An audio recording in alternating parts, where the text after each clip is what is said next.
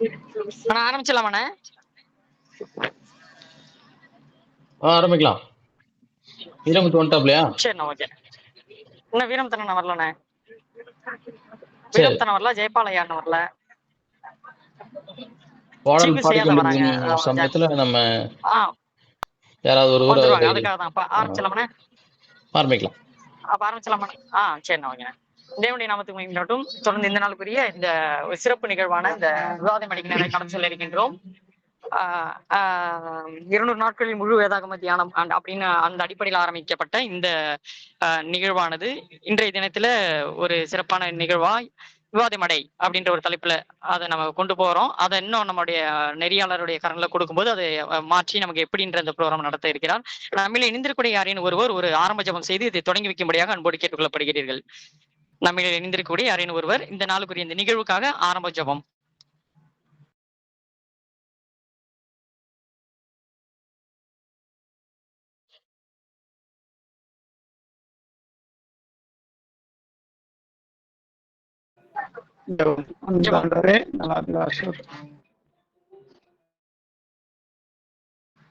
பண்ணுங்கண்ணா.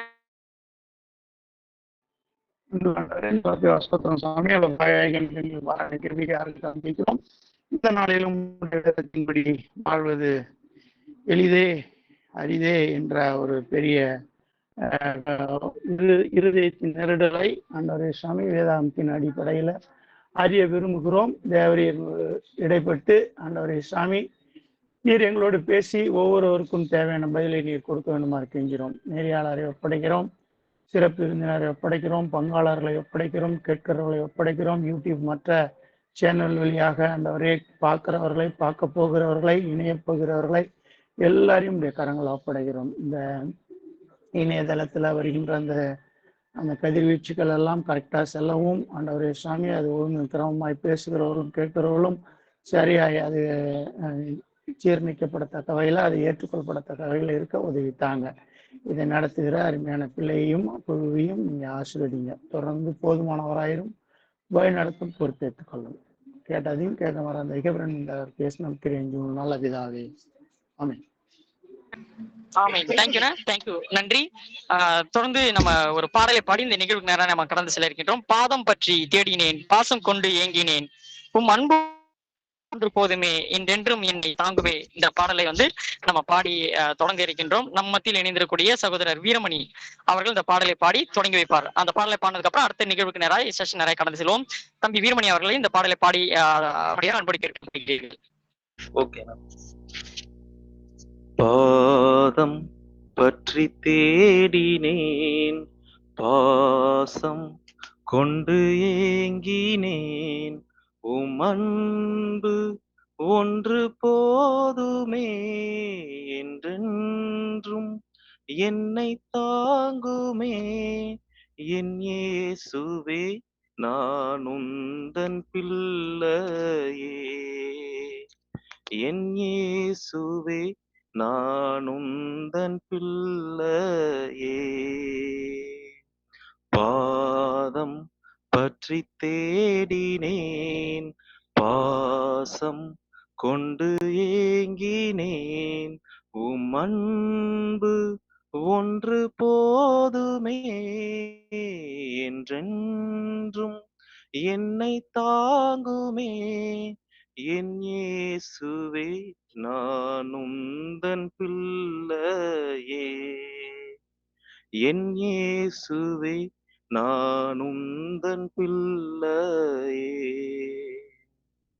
வேதம் சொன்ன வழிகளெல்லாம் தெரிந்து கொள்ளவே, விரும்பும் வாழ்க்கை நானும் வாழ விரும்பி வந்தேனே.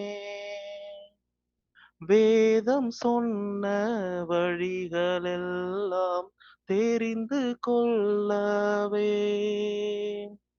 விரும்பும் வாழ்க்கை நானும் வாழ விரும்பி வந்தேனே. இயேசுவேவும் பாதமே என்றும் தஞ்சமே, கருணை கொண்டு என்னை பாரும் எந்தன் ஜீவனே, எந்தன் ஜீவனே. பாதம் பற்றி தேடினேன், பாசம் கொண்டு ஏங்கினேன், உம் அன்பு ஒன்று போதுமே, என்றென்றும் என்னை தாங்குமே. என் இயேசுவே, நான் உந்தன் பிள்ளையே. என் இயேசுவே, நான் உந்தன் பிள்ளையே. நேசரின்று நேரில் வந்தார் என்னை தேற்றவே, ஆசையோடு அணைத்து கொண்டார் கைகள் தன்னாலே. நேசரின்று நேரில் வந்தார் என்னை தேற்றவே, ஆசையோடு அணைத்து கொண்டார் கைகள் தன்னாலே. பாரமே என் வாழ்விலே இனியும் இல்லையே, இனிமை பொங்க என்னை பார்த்தார் அன்பின் அன்பின் ஆசானே, அன்பின் ஆசானே. பாதம் பற்றி தேடினேன், பாசம் கொண்டு ஏங்கினேன், உம் அன்பு ஒன்று போதுமே, என்றென்றும் என்னை தாங்குமே. என் இயேசுவே, நான் உந்தன் பிள்ளையே. என் இயேசுவே, நான் உந்தன் பிள்ளையே. ஆமென். நன்றி. தேவனுடைய நாமத்து மகிமையாகட்டும். நேராக நம்ம நிகழ்ச்சி நேராக கடன் செல்ல இருக்கின்றோம். தினசரி தியானி 2025 இணையவழி சிறப்பு விவாத மேடை அப்படின்னு சொல்லக்கூடிய அந்த நிகழ்ச்சி கீழாக இன்றைய சூழலில் வேதாகமத்தின்படி வாழ்வது அரிதே எளிதே இந்த தலைப்பின் கீழாக இரு அணிகள் பேச இருக்கின்றார்கள். சிறப்பு விருந்தினோடு கூட இந்த நிகழ்ச்சி தொடங்குகிறது. நேரடியாக இந்த நிகழ்ச்சியுடைய நெறியாளராக பொறுப்பேற்றிருக்கிற சகோதரர் சுதாகர் நடராஜன் முனைவர் பேராசிரியர் நம்முடைய அண்ணன் சுதாகரனுடைய கரங்களை நேரடியாக இந்த நேரத்தை ஒப்புக் கொடுக்கிறேன். அண்ணன் தொடர்ந்து இந்த நிகழ்வு முழுவதுமாக பொறுப்பேற்று நடத்த இருக்கிறார். நன்றி அண்ணா, நீங்க எடுத்துக்கலானே. நன்றி திரு தேவராஜ் அவர்களே. ஆண்டவருடைய மகத்துவமான நாமத்தினாலே உங்கள் அனைவரையும் நான் வாழ்த்துகிறேன். தேவனுடைய நாமத்துக்கு மகிமை உண்டாவதாக. இந்த விவாத மேடைக்கு அழைக்கப்பட்டு பேசப்படுவதற்காக அழைக்கப்பட்ட அனைவரும் தங்களுடைய காணொளியை ஆன் செய்து வைக்கும்படியாக அன்போடு கேட்டுக்கொள்கிறேன். நன்றி. இந்த நாளிலும் எனக்கு கொடுக்கப்பட்டதான இந்த அருமையான ஒரு வாய்ப்புக்காக தேவனுக்கு முதலாவதாக நான் நன்றி செலுத்திக் கொள்கிறேன். இது என்னுடைய முதலாவது நெறியாள்கை. அப்படிப்பட்ட ஒரு பொறுப்பை எனக்கு அருளி இருக்கிற அருமையான தேவனுக்கும் அருமையான இந்த குழுவிற்கும் நான் நன்றி செலுத்திக் கொள்கிறேன். என்னுடைய ஆடியோ தெளிவாக கேட்குதுங்களா? ஓகே, நன்றி. ஓகே,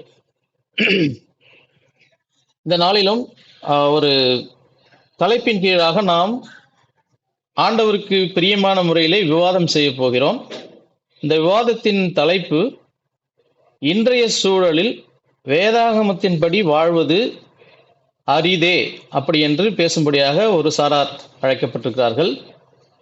அது மிகவும் எளிதே என்று பேசும்படியாக இன்னும் ஒரு சாரார் அழைக்கப்பட்டிருக்கிறார்கள்.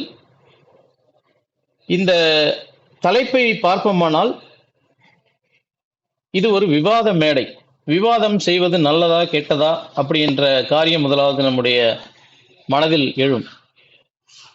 ஆண்டவருக்கு மகிமை உண்டாக்குகிற காரியமாக எப்படி புதிய ஏற்பாட்டு காலங்களிலே, அப்போஸ்தலருடைய காலங்களிலே மார்ஸ் மேடை என்று சொல்லப்படுகிற அந்த மேடையிலே விவாதங்களை ஏற்படுத்தி அதிலே நன்மைகளை அடைந்து சுவிசேஷத்துக்குரிய காரியங்களை கண்டடைந்து அவைகளை அப்பியாசப்படுத்தி அநேகருக்கு பிரயோஜனமாய் நடந்ததோ அவ்வண்ணமாக நாமும் கண்ணியத்தோடு கூட ஆண்டவருடைய நாமத்துக்கு மகிமை உண்டாகும்படியாக வேதத்தில் உள்ள கருத்துக்களையும் தேவன் சொல்லுகிற காரியங்களையும் அவர் நமக்கு செய்ய சொல்லியிருக்கிறதான இந்த உலகத்தில் வாழும் வரையிலும் நாம் எப்படி எந்த வழியில் நடக்க வேண்டும் என்பதை குறித்து சொல்லியிருக்கிறதான காரியங்களிலே நாம் நடக்கும்படியாகவும் அருமையான இந்த விவாதம் இது விவேக மேடையாக அமைய தேவன் அருள் செய்வாராக. நான் அதிக நேரம் எடுத்துக்கொள்ளாமல் நம்முடைய பங்கேற்பாளர்களை நான் அறிமுகம் செய்து விடுகிறேன். அதற்கு முன்பதாக இந்த தலைப்பை ஒட்டியதான காரியங்களிலே நாம் பார்க்கும் பொழுது இன்றைய சூழலில் வேதாகமத்தின்படி வாழ்வது அரிதா எளிதா, இதுதான் கேள்வி. இன்றைய சூழல், அருமையாய் இந்த தலைப்பை கொடுத்திருக்கிறார்கள். இன்றைய சூழல் எப்படி இருக்கிறது?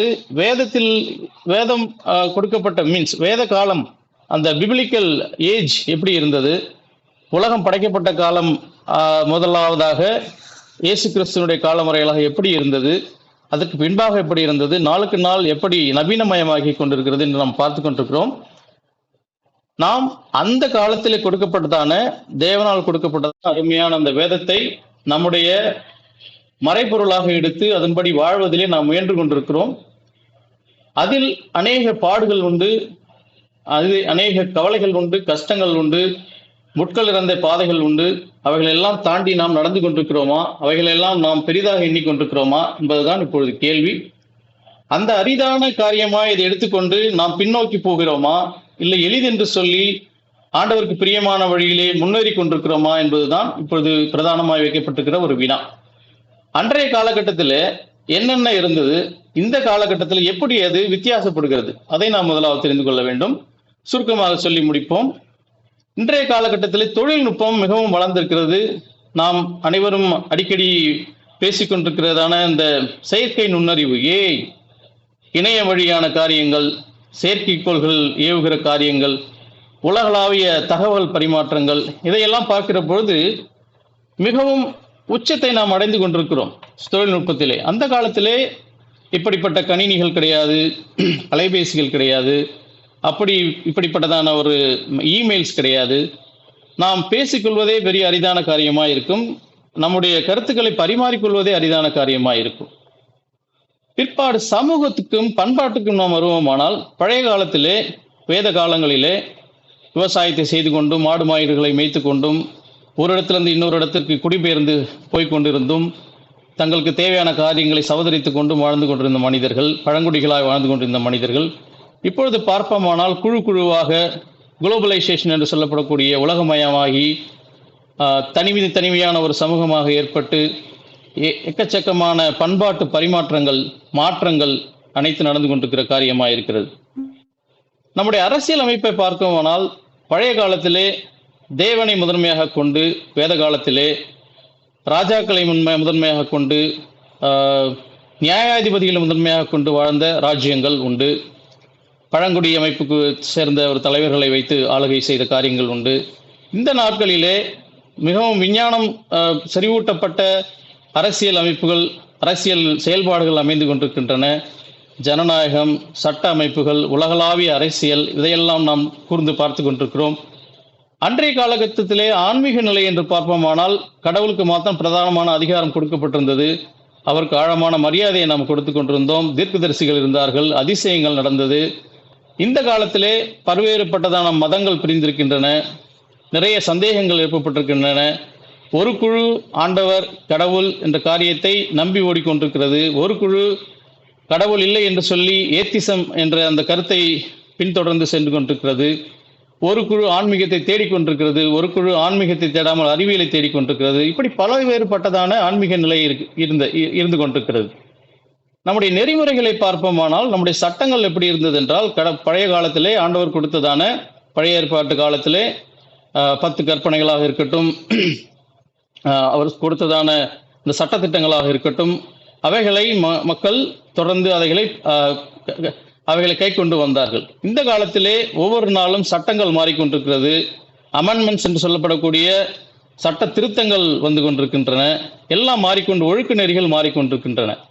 நம்முடைய வாழ்க்கை முறை என்று பார்ப்போமானால் பழைய காலத்தினுடைய வாழ்க்கை முறை எளிமையாக இருந்தது. அது மிகவும் பொறுமையாய் சென்று கொண்டிருந்தது. நாம் உயிர் வாழ்ந்தால் போதும் என்று சொல்லி அந்த வாழ்வை மையப்படுத்தி சென்று கொண்டிருந்தது. இப்பொழுதுள்ள வாழ்க்கை மிகவும் துரிதமாக இருக்கிறது, கன்சியூமிங்ல இருக்கிறது. அதாவது எண்ணத்தை நான் வாங்குவேன், எண்ணத்தை எப்படி நான் பழைப்பேன், எப்படி அடுத்தது நான் சேர்த்து வைப்பேன், இப்படிப்பட்டதான அந்த அந்த அந்த காரியங்களை பிரதானப்படுத்துகிறதா இருக்கிறது. நம்முடைய சமூக உறவுகளை பார்ப்போமானால் முற்காலங்களிலே குடும்பம், ஒரு சிறிய சமூகம், அது விசுவாசத்தை கொண்டு கட்டப்பட்டிருந்தது. இந்த காலத்திலே நம்மிடத்திலே அனைத்து அந்த டிஜிட்டல் இணைப்புகள் பரிமாற்றங்கள் இருந்தாலும் நாம் தனிமையாக இருப்பது அதிகமாய் நாம் உணர்கிற காரியமாக இருக்கிறது. விசுவாசம் என்று வருகிற பொழுது பழைய காலத்திலே நம்முடைய மூதாதையர்கள் பலி கொடுப்பதாக இருக்கட்டும், ஆலய வழிபாடுகளாக இருக்கட்டும், தீர்க்கதரிசிகள் காலங்களாக இருக்கட்டும், நியாயாதிபதிகளின் காலங்களாக இருக்கட்டும், ஆண்டவருக்கு பிரியமானவைகளை செய்யாத போது தண்டனை அனுபவித்து வந்தார்கள். இப்போது இருக்கிற காரியங்களை பார்ப்போமானால் நிறைய மத நிறுவனங்கள் உருவாகி இருக்கிறது. தனிப்பட்ட விதத்திலே ஆன்மீகம் தனித்தனி ஒவ்வொருவருக்கும் ஒரு டெஃபினேஷன் இருக்கிறது, தனிப்பட்ட ஒரு சிந்தனைகள் இருக்கிறது. இப்படி வேறுபட்ட நிலைமையில் இருக்கிற ஒரு சிச்சுவேஷன்.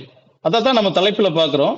இன்றைய சூழலில் ஆண்டவருடைய வழியிலே, இயேசு கிறிஸ்துவனுடைய வழியிலே, வேதம் காட்டும் வழியிலே நடப்பது எளிதானதா அரிதானதா அப்படின்ற ஒரு காமன் பாயிண்ட்டுக்கு நம்ம வந்திருக்கிறோம், ஒரு புள்ளிக்கு வந்திருக்கிறோம். ஆனால் அன்றைய நாளில் இருந்து இன்றைய நாள் வரைக்கும் மாறாத நிறைய விஷயங்கள் இருக்கிறது. அது என்ன?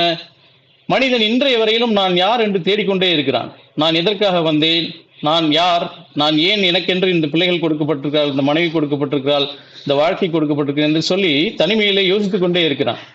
அதே போல பாவம் நம்மை சுத்தி அந்த காலத்திலே இருந்ததை காட்டிலும் அதிகமாய் நம்மை சூழ்ந்து கொண்டிருக்கிறது. பேராசை இருக்கிறது, அகந்தை இருக்கிறது, வன்முறை இருக்கிறது, விபச்சாரம் இருக்கிறது, வேசித்தனம் இருக்கிறது. இவைகள் எல்லாம் நம்மை சூழ்ந்து கொண்டிருக்கிறது. எங்கே நமக்கு அமைதி கிடைக்கும், சமாதானம் கிடைக்கும், மீட்பு கிடைக்கும் என்று சொல்லி மனிதன் அமைதியை தேடி ஓடுகிற காலமாக இருக்கிறது. ஸோ இது அப்பொழுதும் இருந்தது, இப்பொழுதும் இருந்தது.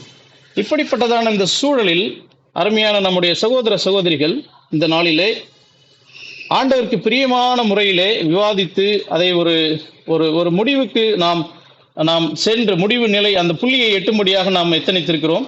அருமையான பங்கேற்பாளர்களை நான் வரவேற்கிறேன். அரிதே, இன்றைய சூழலில் வேதாகமத்தின்படி வாழ்வது அரிதே என்று பேசும்படியாக அருமையான சகோதரி சுகீர்தா திருக்கோவிலூர் பட்டணத்திலிருந்து இணைந்திருக்கிறார்கள். அருமையான சகோதரர் சுதன், காவல்துறை அதிகாரியாக திருநெல்வேலி பட்டணத்தில் பணியாற்றிக் கொண்டிருக்கிற அருமையான சகோதரன் சுதன் அவர்கள் இணைந்திருக்கிறார்கள். அவர்களை அன்போடு வரவேற்கிறேன். அரிதே என்று பேசும்படியாக கவி நயத்தோடும் நகைச்சுவை உணர்வோடும் சிறப்பாக பேசும்படியாக என்னுடைய அருமை இளவல் டேனியல் வீரமுத்து அவர்கள், தமிழாசிரியர் அவர்கள் இணைந்திருக்கிறார்கள். அவர்களை நான் அன்போடு வரவேற்கிறேன். இன்றைய சூழ்நிலையில் வேதாகமத்தின்படி வாழ்வது மிகவும் சாதாரணம், மிகவும் எளிதே, அது பெரிய விஷயம் இல்லை என்று சொல்லும்படியாக, பேசும்படியாக, விவாதிக்கும்படியாக அருமையான எங்கள் ஐயா போதகர் ஜெயபால் அவர்கள் இணைந்திருக்கிறார்கள். அவர் அமீனங்குடி பகுதியிலே சுயாதீனமாய் ஊழியம் செய்து கொண்டிருக்கிறார். கிரேஸ் லைஃப் மினிஸ்ட்ரி என்ற ஊழியத்தை செய்து கொண்டிருக்கிறார். ஐயா அதில் இணைந்திருக்காங்களா? நன்றி, இணைந்திருக்கிறார்கள். அருமையான என்னுடைய சகோதரன் ஜெயசெல்வம் அவர்கள் பயணத்தில் இருக்கிறார் என்று நான் அறிகிறேன். அவருக்கும் நான் நன்றி செலுத்திக் கொள்கிறேன். அருமையான தேவராஜ் அவருடைய சகோதரர் ஜெயசெல்வம் சென்னை பட்டணத்திலே ஏசி மெக்கானிக்காக பணிபுரிந்து வருகிறார். அவரை நான் வரவேற்கிறேன். எங்கள் மூத்த அண்ணன் மிகவும் சாதாரணம், எளிமை, இதில் என்ன கஷ்டம் இருக்கிறது என்று சொல்லி இறுதியாய் ஆணித்தரமாய் பேசும்படியாக எங்களுடைய மூத்த அண்ணன், இன்றைய திருமண நாளை கொண்டாடும் எங்கள் அண்ணன் ஜோஷுவா ஆனந்தன் அவர்கள் இணைகிறார்கள். இவர்கள் அனைவரையும் நாங்கள் அன்போடு வரவேற்கிறோம். உங்களுடைய கருத்துக்களை நீங்கள் பரிமாறுங்கள். உங்கள் ஒவ்வொருவருக்கும் 2 நிமிடங்கள் அளிக்கப்படும். ஒரு குழுவில் இருந்து 2 நிமிடங்கள் பேசி முடித்த பிறகாக அடுத்த குழுவிலிருந்து 2 நிமிடங்கள் பேசுவார்கள். இப்படியாக இருவர் பேசி முடித்த பிறகாக நம் மத்தியிலே இணைந்திருக்கிறதா அருமையான சிறப்பு விருந்தினர் ஐயா சிபி சாலமோன் ஐயா அவர்கள் இணைந்திருக்கிறார்கள். அவர்களை நாங்கள் வருக என்று வரவேற்கிறோம். அவர்கள் புவனகிரி பகுதியிலே power of Jesus AG church, assembly of God சர்ச்சிலே போதகராக இருக்கிறார்கள். எங்களுக்கு மிகவும் பரிச்சயப்பட்டவர். எங்களோடு இணைந்து எங்களை ஆலோசனையிலே வழிநடத்துகிற அருமையான தகப்பன் இணைந்திருக்கிறார். அவர் நம்மை சிறப்பு அழைப்பாளராக இணைந்திருக்கிறார். அவரும் நம்மை நெறிப்படுத்துவார், நல்ல காரியங்களை நம்மோடு பகிர்ந்து கொள்வார்கள். அவருக்கு இருவர் பேசி முடித்த பிறகு, ஒரு குழுவிலிருந்து இருவர் பேசி முடித்த பிறகு ஐயா அவர்கள் ஒரு சில காரியங்களை நம்மோடு பகிர்ந்து கொள்வார்கள். இறுதியாக முதல் குழுவிலிருந்து கடைசி நபரும் அடுத்த நபரும் அடுத்த குழுவிலிருந்து கடைசி நபரும் பேசி முடிக்கும் பட்சத்தில் மீண்டுமாக நாம் ஒரு முடிவு எட்டும்படியாக நாம் கலந்தாலோசிக்க இருக்கிறோம். உங்களுக்கு 2 நிமிடங்கள் அளிக்கப்படும். 2 நிமிடத்தின் முடிவிலே அடுத்த குழுவிற்கு ஒருவேளை இங்கே யாராகிலும் நம்முடைய தேவராஜ் போல அருமையான சகோதரர்கள் அந்த டைம் கொஞ்சம் மெயின்டைன் படியாக அதை நேரத்தை சரியாக மேலாண்மை செய்யும்படியாக அன்போடு கேட்டுக்கொள்கிறோம். ஒரு சின்ன அலாம், ஒரு கை தூக்கு, அது இந்த தம்ஸ் அப் இல்லை ஒரு கையை தூக்குறது, அந்த மாதிரி சிம்பிள்ஸ் ஏதாவது கொடுத்தீங்கன்னா நாங்கள் கொஞ்சம் எச்சரிக்கை ஆகும். அதற்காக நான் அவரை கேட்டுக்கொள்கிறேன். நாம் நேரடியாக நேரத்தை விரயமாக்காதபடிக்கு நேராக நாம் காரியத்துக்குள்ளாக செல்வோம். இன்றைய சூழலில் வேதாகமத்தின்படி வாழ்வது மிகவும் அரிது என்று பேசும்படியாக அருமையான சகோதரி சுகிதா அவர்களை அன்போடு அழைக்கிறேன். ஸ்தோத்திரம், அனைவருக்கும் ஸ்தோத்திரம். இன்றைய சூழல்ல வேதாகமம் படி நடப்பது ரொம்ப அரிது அப்படின்ற டாபிக்ல பேச வந்திருக்கேன். இப்ப கிறிஸ்துவ வாழ்க்கை ஃபுல்லா பாடுள்ள வாழ்க்கைன்றதை நம்ம பாக்குறோம். பாடுள்ள வாழ்க்கை எப்படி நமக்கு ஈஸியானதா இருக்கும்? பாடுள்ள வாழ்க்கைன்றது நமக்கு கஷ்டப்பட்டு வரும். அப்ப அந்த பாடுள்ள வாழ்க்கை நமக்கு அரிதான விஷயமா இருக்கு, ரொம்ப கஷ்டமான ஒரு சின்ன குறுக்கிடலுக்கு மன்னிக்கவும். இது பட்டிமன்றம் போல் இல்லாமல் விவாத மேடையா இருக்கிற பட்சத்தினால் நீங்கள் உங்களுடைய கருத்துக்களை ஆணித்தரமாக நீங்கள் மறுத்து பேசவும் உங்களுக்கு அனுமதி உண்டு. நீங்கள் மறுத்து பேசும் கருத்துக்கள் உங்களிடத்தில் இருக்குமானால் நீங்கள் அந்த கை காண்பிக்கிறதான அந்த சமிக்சையை அமுக்கும்படியாக அன்போடு கேட்டுக்கொள்கிறோம். அந்த கை காமிக்கிற மாதிரி ஏதாவது இருக்குங்களா? இருக்கா? அதை நீங்க உயர்த்தும்படியாக உங்கள் அன்போடு கேட்டுக்கொள்கிறோம். ஒருவர் பேசும்பொழுது இன்னொருவர் குறுக்கிடாமல் தயவு செய்து உங்களுடைய கருத்துக்களை எழுதி வைத்துக் கொண்டு பிற்பாடாக பேசும்படியாக அன்போடு கேட்டுக்கொள்கிறேன். நன்றி. வெற்றி சிறகுகள் கைகளை தூக்கி இருக்கிறார்கள். அருமையான ஒரு நல்ல ஒரு டெமோ. சரி, நீங்கள் ஒவ்வொருவரும் எப்படி காத்திரமாக கூட உங்களுடைய கருத்துக்களை நீங்கள் வைக்கலாம். ஆனாலும் கண்ணிய குறைவாக இருக்காதபடி காத்துக்கொள்ளுங்கள். ஆண்டவருடைய நாமத்துக்கு மகிமையாக இருக்கும்படியாக இந்த விவாதம் தொடரட்டும். நன்றி. இப்ப உலகத்துல உபதிரவங்கள் உண்டுன்னு சொல்லி இயேசுப்பா சொல்றாரு. அப்போ உபதிரவங்கள்லாம் என்ன? நம்ம அனுபவிக்கிற பாடு கஷ்டங்கள் இது எல்லாமே உண்டுன்னு சொல்றாரு. அப்போ அப்படிப்பட்ட வாழ்க்கை நமக்கு ஈஸியா இருக்காது அப்படின்னு இந்த இடத்துல நான் சொல்றேன். இப்ப 12 அப்போஸ்தலர்கள் இருக்காங்க. அவங்க 12 அப்போஸ்தலர்களும் இயேசு கிறிஸ்துவ பின்பற்றினாங்க. அவர் சொல்றதெல்லாம் நடந்தாங்க. அவர் சொல்ற சுவிசேஷம் அறிவிக்கிறத எல்லா இடத்துலயும் சுவிசேஷம் அறிவிச்சாங்க. ஆனா கடைசியில அவங்க எல்லாம் பாடுபட்டு உலகத்துல ரத்த சாட்சியா தான் மறிச்சாங்க. அவங்க யாருமே சந்தோஷமா இல்ல, ஹாப்பியா இல்ல அப்படின்றத இந்த இடத்துல நான் சொல்றேன். அப்புறம் நம்ம இப்போ கடவுள் சொன்ன இன்னும் பைபிள்ல இருக்க ஒரு சிலரை நான் இந்த இடத்துல சுட்டிக்காட்ட விரும்புறேன். நம்ம ஸ்தேவான் இருக்காரு. ஸ்தேவான் அவரை கல்ல எறிஞ்சி கொன்னாங்க. அப்புறம் சவுல் இருக்காரு. சவுல் சவுலா இருந்த வரைக்கும் அவர் ரொம்ப ஹாப்பியா இருந்தாரு. எல்லாரையும் டாமினேட் பண்ணிட்டு அவர் ஒரு சந்தோஷமான ஒரு வாழ்க்கைய இருந்தாரு. ஆனா அவர் கிறிஸ்துவ எப்போ ஏற்றுக்கொண்டு அவர் கடவுள் இடத்துல வந்தாரோ அப்பல இருந்து அவர் அந்த கிறிஸ்துவ வாழ்க்கையில ஃபுல்லா பாட அனுபவிச்சுட்டு இருந்தாரு அப்படின்னு நான் சொல்றேன். அவர் அடிபட்டாரு, அவர் கடல்ல தூக்கி போட்டாங்க, விரியன் பாம்பு கடிச்சதுன்றாங்க. விரியன் பாம்பு கடிச்சு அவர் உயிர் பழைக்கிறதுன்றது ஒரு நார்மலான ஒரு விஷயம் கிடையாது, ஒரு சாதாரணமான ஒரு விஷயம் கிடையாது. அது எவ்வளவு கஷ்டமான விஷயம். அவர் ஒரு சரீரத்துல அவ்வளவு பலவீனங்கள் இருந்திருக்கும். பிசிக்கலாவும் மென்டலியும் அவர் ரொம்ப கஷ்டப்பட்டு இருக்காரு அப்படின்னு சொல்லி இந்த இடத்துல பாக்குறோம். அடுத்த தானியேல பாக்குறோம். தானியேல் 3 வேளை ஜெபிச்சாரு. அவர் 3 வேளை ஜெபிச்சாலும் அவர் சிங்கக்கபில தான் தூக்கி போட்டாங்க. இப்ப அவர் ரொம்ப பாடுள்ள வாழ்க்கையை அனுபவிச்சிருக்காரு.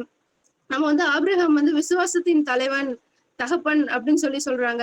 விசுவாசத்தின் தகப்பன். ஆனா அவர் ஈஸியா அவருக்கு அந்த இடம் கிடைச்சிடல. அவர் பாடு அனுபவிச்சு, கஷ்டம் அனுபவிச்சு, குழந்தை இல்லாம நிறைய கஷ்டங்கள் அனுபவிச்சுதான் வந்தாரு அப்படின்றத நம்ம இந்த இடத்துல பாக்குறோம். அது யோசேப்பு எடுத்துக்கலாம். அவர் கடவுளுக்கு உண்மையா இருந்தாரு. ஆனாலும் அவர் சிறைச்சாலையில போட்டாங்க. அவர் அந்த இடத்துல நிறைய பாடு அனுபவிச்சாரு. மோசேவை பாக்குறோம். அவர் ரொம்ப கடினமான பாதையில நடந்தாங்க. அதனால இப்போ நான் இந்த இடத்துல என்ன சொல்ல வரேன்னா, இப்ப கிறிஸ்தவ வாழ்க்கை ரொம்ப ஈஸியான வாழ்க்கை கிடையாது. இந்த உலகத்துல கிறிஸ்தவரா வாழ வாழ்க்கை நமக்கு ஈஸியானது கிடையாது அப்படின்னு இந்த இடத்துல சொல்றேன். அடுத்து இந்த 10 கட்டளைகளை குறிச்சு பேச விரும்புறேன். 10 கட்டளைகள்ல அன்பு கூர்வாயகன்னு இருக்கு. நம்ம யார் எல்லார்கிட்டையும் கரெக்டா அந்த அன்புக்கு ஒரு விஷயத்த நம்ம ஷேர் பண்ணிக்கிறோன்றது எனக்கு தெரியல. அதனால இந்த 10 கட்டளைகள்ல வந்து இந்த கட்டளையை தான் பின்பற்றணும்னு சொல்றாங்க. ஆனா அந்த 10 கட்டளைகள்ல எத்தனை கட்டளைகளை நம்ம பின்பற்றோம்னு எனக்கு தெரியல. அப்போ நம்ம அந்த 10 கட்டளை ஈஸியா நம்மளால ஃபாலோ பண்ண முடியும் அப்படின்னா கிறிஸ்தவ வாழ்க்கை எளிதான வாழ்க்கை. ஆனா நம்மளால அது எதுவுமே பண்ண முடியல அப்படின்றதுனால இந்த இடத்துல வந்து நான் கிறிஸ்தவ வாழ்க்கை வந்து ரொம்ப அரிது அப்படின்னு நான் சொல்ல விரும்புறேன். அடுத்து நமக்கு ஆவியின் கனிகள் இருக்கு. அந்த ஆவியின் கனிகள் 9 கனிகள் இருக்கு. அந்த 9 கனிகள்ல எத்தனை கனிகள் வந்து நம்மள இடத்துல இருக்கு அப்படின்றது எனக்கு தெரியல. அது இந்த காரியத்தை குறிச்சு நான் வந்து கிறிஸ்துவ வாழ்க்கை வந்து ரொம்ப அரிதான வாழ்க்கை, ரொம்ப கஷ்டமான வாழ்க்கை இப்ப இருக்க சூழல்ல அப்படின்னு சொல்ல விரும்புறேன். நம்ம பைபிள்ல வந்து நிறைய வார்த்தைகளை வந்து சொல்லியிருக்காரு. பவுல் அப்போஸ்தலர் சொல்லிருக்காரு, இயேசு கிறிஸ்து சொல்லிருக்காரு, போஜன பிரியரா இராதீங்க அப்படின்னு சொல்லிருக்காரு. நம்ம இப்ப யாரு போஜன பிரியரா இல்லாம இருக்கோம்? எல்லாரும் நமக்கு அந்த ஃபுட்டீஸ் அப்படின்னு சொல்றதுல ரொம்ப ஒரு சந்தோஷமான விஷயமா இருக்கு. ஐ எம் ஃபுட்டி அப்படின்னு நம்ம நிறைய பேர்கிட்ட சொல்லிக்கிறோம். ஆனா பைபிள்ல என்ன சொல்லுது? போஜன பிரியரா இராதே அப்படின்னு சொல்லுது. ஆனா நம்ம அப்படி இருக்க முடியல நம்மளால. அது ரொம்ப கஷ்டமான விஷயமா இருக்கு, போஜன பிரியரா இல்லாம இருக்கிறது. அடுத்து வந்து நமக்கு வந்து புறம்பான அலங்கரிப்பு வந்து தேவையில்லை அப்படின்னு சொல்லி இயேசுவா சொல்றாரு. ஆனா நம்ம அப்படி கிடையாது, நிறைய மேக்கப் பண்ணிக்கிறோம். மேக்கப் அப்படின்றது மட்டும் புறம்பான அலங்கரிப்பு கிடையாது. நல்ல காஸ்ட்லியா ட்ரெஸ் போடுறோம், நல்ல தேவையில்லாத விஷயங்களை நம்ம நிறைய செய்யறோம். அடுத்து என்ன சொல்றாரு அப்படின்னா, வருத்தப்பட்டு பாரம் சுமக்கிறவர்களை என்னிடத்துல வாங்க அப்படின்னு சொல்றாங்க. ஆனா நம்ம வந்து நமக்கு ஒரு கஷ்டம் கண்ணீர் அது வந்து லாஸ்ட் மினிட்ல தான் நம்ம கடவுள் இடத்துல போறோம். ஃபர்ஸ்ட் எடுத்தோன்னே சொல்றோம், நம்ம ஃப்ரெண்ட்ஸ் கிட்ட சொல்றோம், நம்ம பெத்தவங்கள்ட்ட சொல்றோம், நம்ம நிறைய கடவுள் கிட்ட சொல்றதை காட்டிலும் நம்ம மத்தவங்க கிட்ட நிறைய ஷேர் பண்றோம். கடவுள் இடத்துல வந்து நம்ம யாரும் அவ்வளவு ஷேர் பண்றது கிடையாது இந்த காலகட்டத்துல, இந்த சூழல்ல. அப்புறம் வந்து நாளைய தினத்தை குறிச்சு கவலைப்படாதீங்க அப்படின்னு இயேசுப்பா சொல்றாரு. ஆனா நம்ம அப்படி கிடையாது. நாளைக்கு என்ன ஆகும், நாளைக்காக சேர்த்து வைக்கிறேன், நாளைக்காக இப்ப ஒரு இலிமா வரைக்கிறதுல இருந்து நான் நாளைக்காக செய்யறேன் அப்படின்றத நம்ம முன்னுரிமைப்படுத்துறோம். அப்ப வந்து கிறிஸ்துவ பைபிள்ல சொன்ன நிறைய காரியங்களை வந்து இப்போ நம்மளால பின்பற்ற முடியல. அதனால கிறிஸ்துவ வாழ்க்கை வந்து ரொம்ப அரிதான வாழ்க்கை அப்படின்னு சொல்லி இந்த இடத்துல நான் என்னோட உரையை முடிக்கிறேன். எனக்கு இந்த வாய்ப்பு கொடுத்த எல்லா கிறிஸ்துவ சகோதர சகோதரிகளும் என்னோட நன்றியை தெரிவித்துக் கொள்கிறேன். நன்றி. அருமையான உரையை தொடங்கி இருக்கிறார்கள் சகோதரி சுகீர்தா அவர்கள். என்னப்பா வாழ்க்கை ரொம்ப ஈஸியா? யார் சொன்னா ஈஸின்னு? பால் எவ்வளவு கஷ்டப்பட்டாரு, பாம்பு கடிச்சிருக்குங்க. பாம்பை பார்த்தாலே ஓடுற ஆட்கள் நம்ம இந்த அருமையான இந்த குழுவில் இருக்காங்க. பாம்பை பார்த்து படை நெடுங்குன்னு சொல்லுவாங்க. நாங்கள் கண்கூடா பார்க்குற நண்பர்கள்லாம் இருக்காங்க இந்த குழுவில். ஓடுவாங்க பாம்புன்னு பான்ற வார்த்தையை சொன்னாலே. அப்படி பாம்பு கடிச்சிருக்கு, அவ்வளோ கொடுமையான ஒரு விஷயம். ஸ்தேவான் என்னத்தை பண்ணாரு? அவர் தப்பா பண்ணாரு, அவரை கல் எறிஞ்சு கொண்டாங்க. இப்படிப்பட்ட கஷ்டங்களை அனுபவிச்சு ஆபிரகாம் என்ன சாதாரணமா விசுவாச தகப்பன் ஆயிட்டாரா? எவ்வளவு பாடு, எவ்வளவு கஷ்டம், எவ்வளவு போராட்டம், எவ்வளவு அனுபவிச்சிருக்காரு அவரு. எவ்வளவு கஷ்டத்தை தாங்க, கஷ்டம்தான். இந்த சூழ்நிலையில அப்படிலாம் வாழுறது கஷ்டம். அந்த காலத்துல வாழ்ந்த மாதிரி தாங்க இந்த காலத்துலயும் கஷ்டமா இருக்கு அப்படின்னு சொல்லி பேசியவர்கள் அருமையான சகோதரி பேசினாங்க. இல்ல இல்ல இல்ல இல்ல அப்படிலாம் ஒண்ணுமே கிடையாது. சகோதரி பேசும் முன்னமாக இல்ல, ரொம்ப சிம்பிள்ங்க, ரொம்ப ஈஸிங்க என்று பேசும்படியாக அருமையான நம்முடைய சகோதரர் போதகர் ஐயா ஜெயபால் அவர்கள் வருகிறார்கள். ஐயா வாங்க. தேவனுடைய நாமத்திற்கு மகிமை உண்டாகட்டும். நன்றி. இந்த இணைப்பில் இணைந்திருக்கிற எல்லா தேவ பிள்ளைகளுக்கும், நடுவராக நியமிக்கப்பட்டிருக்கிற அன்பு சகோதரர்களுக்கும் எங்களுடைய மனமார்ந்த வாழ்த்துக்களை தெரிவித்துக் கொள்கிறேன். சகோதரி அவர்கள் பேசினாங்க. அதுல பழைய ஏற்பாட்டு காலத்துல அநேகர் பாடுகளை அனுபவித்தாங்க. வேதத்துல வாழ்ந்த பரிசுத்தவான்கள் மிகுந்த உபத்திரத்துக்குள்ளானாங்க. அவங்க எல்லாம் மகிழ்ச்சியாவே இல்லை அப்படிங்கிற ஒரு தவறான ஒரு கருத்தை அவங்க சொன்னாங்க. ஏன்னா வேத வசனம் நமக்கு உண்மையை சொல்கிறது. எபிரேயர் 11ஆம் அதிகாரத்திலே விசுவாச வீரர்களை குறித்து சொல்லப்பட்டிருக்கிறது. சகோதரி சொன்னது போல அநேகர் பாடுகளை அனுபவித்தார்கள், உண்மைதான், அதுல எந்த மாற்றமும் கிடையாது. பாடுகள் இன்னொரு விஷயம் நான் உங்களுக்கு சொல்றேன், ஒரு பிராக்டிக்கலான விஷயம். சந்தோஷம்னு எதை சொல்லணும்னா, அப்படியே எந்த பிரச்சனையுமே இல்லாம அப்படியே ஸ்மூத்தா போயிட்டு இருந்தா நான் சந்தோஷமா இருக்கிறேன் அப்படின்னு சொல்லிக்க முடியாது. நம்ம கஷ்டத்தை அனுபவித்து கொண்டு அந்த கஷ்டத்திலிருந்து நாம் எழும்பி வருவதற்கு பேருதான் மகிழ்ச்சி, சந்தோஷம். அதே போல வேதத்துல வாழ்ந்த பரிசுத்தவான்கள் பாடுகளை அனுபவிச்சது உண்மைதான். அங்க அழகா சொல்லப்பட்டிருக்கு பாருங்க. 11ஆம் அதிகாரத்துல 33ஆம் வசனத்துல, விசுவாசத்தினாலே அவர்கள் ராஜ்யங்களை ஜெயித்தார்கள், நீதியை நடப்பித்தார்கள், வாக்குத்தத்தங்களை பெற்றார்கள், சிங்கங்களின் வாய்களை அடைத்தார்கள். அப்படியே சொல்லிக்கிட்டே வரும்போது 35ஆவது வசனத்துல, ஸ்திரீகள் சாக கொடுத்த தங்களுடையவர்களை உயிரோடு எழுந்திருக்க பெற்றார்கள், வேறு சிலர் மேன்மையான உயிர்த்தெழுதலை அடையும்படிக்கு விடுதலை பெற சம்மதியாமல் வாதிக்கப்பட்டார்கள். அதாவது பாடுகளையும் அவங்க வாதிக்கப்பட்டதும் நம்ம நினைக்கிறோம் அவங்க ரொம்ப மனம் நொந்து போய் தான் அனுபவிச்சாங்கன்னு நினைக்கிறோம். ஆனா வேதம் சொல்லுது அப்படி இல்லை. அந்த பாடுகளை அவங்க சந்தோஷமா அனுபவிச்சாங்க. அப்போஸ்தலனாகிய பவுல் தன்னுடைய வாழ்க்கையில அவங்க சொன்னாங்க, சிஸ்டர் சொன்னாங்க, என்னன்னா பவுல் ரொம்ப அதுக்கு ரட்சிக்கப்படுறதுக்கு முன்னாடி நல்லா இருந்தாரு, ஆனா அதுக்கு பிறகு ரொம்ப பாடுபட்டாரு. உண்மைதான், ஆண்டவர் அந்த பாடுகளுக்காகவே தெரிந்து கொண்ட பார்த்தனவர். ஆனா அந்த பாடுகள்ல பவுலுடைய ஸ்டேட்மெண்ட் என்னன்னா, இதை நான் ஆசையாய் தொடர்கிறேன் என்று சொல்றாரு. அந்த பெஸ்ட் ராஜா கிட்ட அவர் சொல்லும்போது சொல்லுவாரு, அவன் நான் இதை ரொம்ப என்னுடைய பதவியை நான் ரொம்ப திரவியத்தினால சம்பாதிச்சேன் அப்படின்னு சொல்லுவார். அப்போ பவுல் என்ன சொல்லுவார் தெரியுமா, நான் இந்த சிலாக்கியத்திற்காக பிறந்தேன்னு சொல்லுவார். அப்போ பவுலுடைய வாழ்க்கையில அந்த பாடுகள் எவ்வளவு பாடுகள் அனுபவிச்சாலும் அதுக்காக ஒரு நாள் கூட அவர் மனம் நொந்து ஓரமா உட்கார்ந்ததே கிடையாது. அவர் தன்னுடைய வாழ்க்கையில அதை நான் ஆசையாய் தொடர்கிறேன் அப்படின்னு சொல்கிறார். இப்போ கிறிஸ்தவ வாழ்க்கையில வேதத்தின்படி வாழ்வது என்பது அது இக்காலத்திலும் சரி எக்காலத்திலும் சரி மிகவும் எளிது. எப்படி என்றால், அவருடைய ரட்சிப்பையும் தேவனுடைய அன்பையும் ருசித்தவர்களுக்கு அது மிகவும் எளிதாக இருக்குமே ஒழிய, ரட்சிக்கப்படாதவர்களுக்கும் தேவனுடைய அன்பையும் உணராதவர்களுக்கு அது அரிதாகத்தான் காணப்படும். ஆகவே இக்காலமும் சரி எக்காலமும் சரி, அக்காலத்திலும் பாடுகள் இருந்தன, இக்காலத்திலும் பாடுகள் இருந்தன. என்ன பாடுகள் கொஞ்சம் டிஜிட்டல் முறையில மாறி இருக்கு, அவ்வளவுதான். அந்த காலத்திலும் பாடுகள் இருந்திருக்கு, இந்த காலத்திலும் இருக்கிறது. எக்காலத்திலும் ரட்சிக்கப்பட்ட தேவ பிள்ளைகளுக்கு, தேவனுடைய அன்பை அறிந்தவர்களுக்கு, உண்மையாய் அறிந்தவர்களுக்கு வேதத்தின்படி வாழ்வது மிகவும் எளிதாகத்தான் இருக்கும். ஏனென்றால் ஆண்டவராகிய இயேசு கிறிஸ்து மிக தெளிவாக சொல்கிறார், வருத்தப்பட்டு பாரம் சுமக்கிறவர்களே நீங்கள் எல்லோரும் என்னிடத்தில் வாருங்கள், என் நுகத்தை ஏற்றுக்கொண்டு என்னிடத்தில் கற்றுக்கொள்ளுங்கள். இயேசுவானவர் பொய் சொல்ல மாட்டார், நமக்கு தெரியும். நம்மளால் முடியாத ஒரு காரியத்தை நம்ம இடத்தில் திணிக்க மாட்டார். அவர் நம்முடைய இருதயங்களையும் ஆராய்ந்து அறிந்திருக்கிறார். அவர் சொல்கிறார், என் நுகம் மெதுவாயும் என் சுமை லெகுவாயும் இருக்கும் என்று மத்திய எழுதின சுவிசேஷ புத்தகத்திலே 11ஆம் அதிகாரத்திலே அவர் சொல்லியிருக்கிறதை பார்க்கிறோம். அப்போ அவருடைய நுகம் என்பது என்ன? அவர் நமக்கு வைத்திருக்கிற அந்த வழிகள் வேதத்தினுடைய சத்தியம். அந்த சத்தியத்தின்படி நடக்கும்போது நிச்சயமாய் பாடுகள் உண்டுதான், பிரச்சனைகள் வரும்தான், உபத்திரவங்கள் உண்டுதான். ஆனா அவர் அந்த நுகங்களை எல்லாம் நமக்கு பாரமாய் தோன்றுகிறவைகளை எல்லாம் நாம் அவருடைய பாதத்தில் வைப்போமானால் நம்முடைய பாடுகள் மிகவும் லெகுவாக மாறிவிடும். வேதத்தை கை கொள்வதும் அதை கடைபிடிப்பதும் நமக்கு லெகுவாக மாறும் என்று என்னுடைய வாதத்தை முன்வைக்கிறேன். நன்றி. நன்றி ஐயா. மிக சிறப்பான வாதத்தை அருமையாக ஐயா போதகர் ஐயா வச்சிருக்காங்க. போதகர் ஐயா எடுத்து வைத்த ஒவ்வொரு கருத்துக்களும் மிகவும் ஆழமான கருத்துக்கள் வேதத்திலிருந்து சொல்லியிருக்கிறாங்க. விசுவாச வீரர்கள் பாடுகளை சந்தோஷமா அனுபவிக்கணும். என்னுடைய சுமை லகுவா இருக்கிறது, என்னுடைய நுகம் மெதுவா இருக்கிறது என்ற அருமையான வேத வசனங்களை சுட்டிக்காட்டி அருமையாக பேசியிருக்கிறாங்க. ஐயா சிவா ஐயா ஏதோ சொல்ல வரீங்களா? கையை தூக்குன மாதிரி இருந்தது. ஐயா ஏதோ சொல்ல வரீங்களா? ஐயா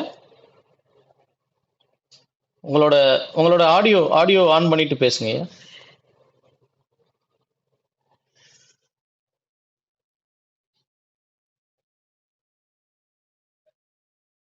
சரி, பேச தெரியல, யார் பேசுனது தெரியல, யாரு பேசுனது தெரியல. ஐயா இப்ப பேசி முடிச்சது, உரையை நிகழ்த்தியது அருமையான நம்முடைய ஜெயபால் என்கிறதான அருமையான போதகர் ஐயா. ஆவியன்குடி பகுதியில் சிறப்பாக ஊழியம் செய்து கொண்டிருக்கிறார் ஐயா. கிரேஸ் லைஃப் மினிஸ்ட்ரி என்ற ஊழியத்தை செய்து கொண்டிருக்கிறார்கள். மிகச் சிறப்பான வாதத்தை வேதத்திலிருந்து அதிகமான ரெஃபரன்சஸை எடுத்து கொடுத்துருக்கிறாங்க. பார்ப்போம், இந்த சைடில் அருமையான நம்முடைய சகோதரர் சுதன் அவர்கள் காவல்துறையில் அதிகாரியாக பணியாற்றி கொண்டிருக்கிறதான அருமையான சகோதரன் சுதன் அவர்கள் இணைந்திருக்கிறார்கள். அவர் சொல்ல வராரு, என்னங்க அவங்கவுங்களுக்கு வந்தால் தான் தெரியும், வயிற்று வலியும் தலைவலியும் அவங்களுக்கு வந்தால் தான் தெரியும், சொல்லிடலாம், பேசலாம், ஈஸியாக பேசலாம், வார்த்தைகளை வசனங்களை பைபிளை பற்றி ஈஸியாக வசனங்களை ரெஃபர் பண்ணிடலாம், பட் வாழ்ந்து பார்க்கணுமே, இந்த காலத்தில் எவ்வளோ பெரிய கஷ்டம் தெரியுமாங்க அப்படின்னு பேசுவதற்காக அருமையான சகோதரன் அருமையான ஐயா காவல்துறை அதிகாரி ஐயாவை அழைக்கிறேன். அனைவருக்கும் வணக்கம். இந்த வாய்ப்பை கொடுத்த உங்கள் அனைவருக்கும் என்னுடைய மனமார்ந்த நன்றியை தெரிவித்துக் கொள்கிறேன். அதாவது இன்றைய காலத்தில் இன்றைய சூழலில் வேதாகமத்தின்படி வாழ்வது மிகவும் எளிதுதான். அது யாருக்கு அப்படின்னா, மிகவும் எளிதுன்னு பேசுறதுக்கு வந்திருக்கிற ஜெயபால் அண்ணன், ஜெயசெல்வம் அண்ணன், ஜோஸ்வா ஆனந்த் அண்ணன், அந்த 3 பேருக்கு மட்டும்தான் அது மிகவும் எளிதுன்னு நினைக்கிறேன்.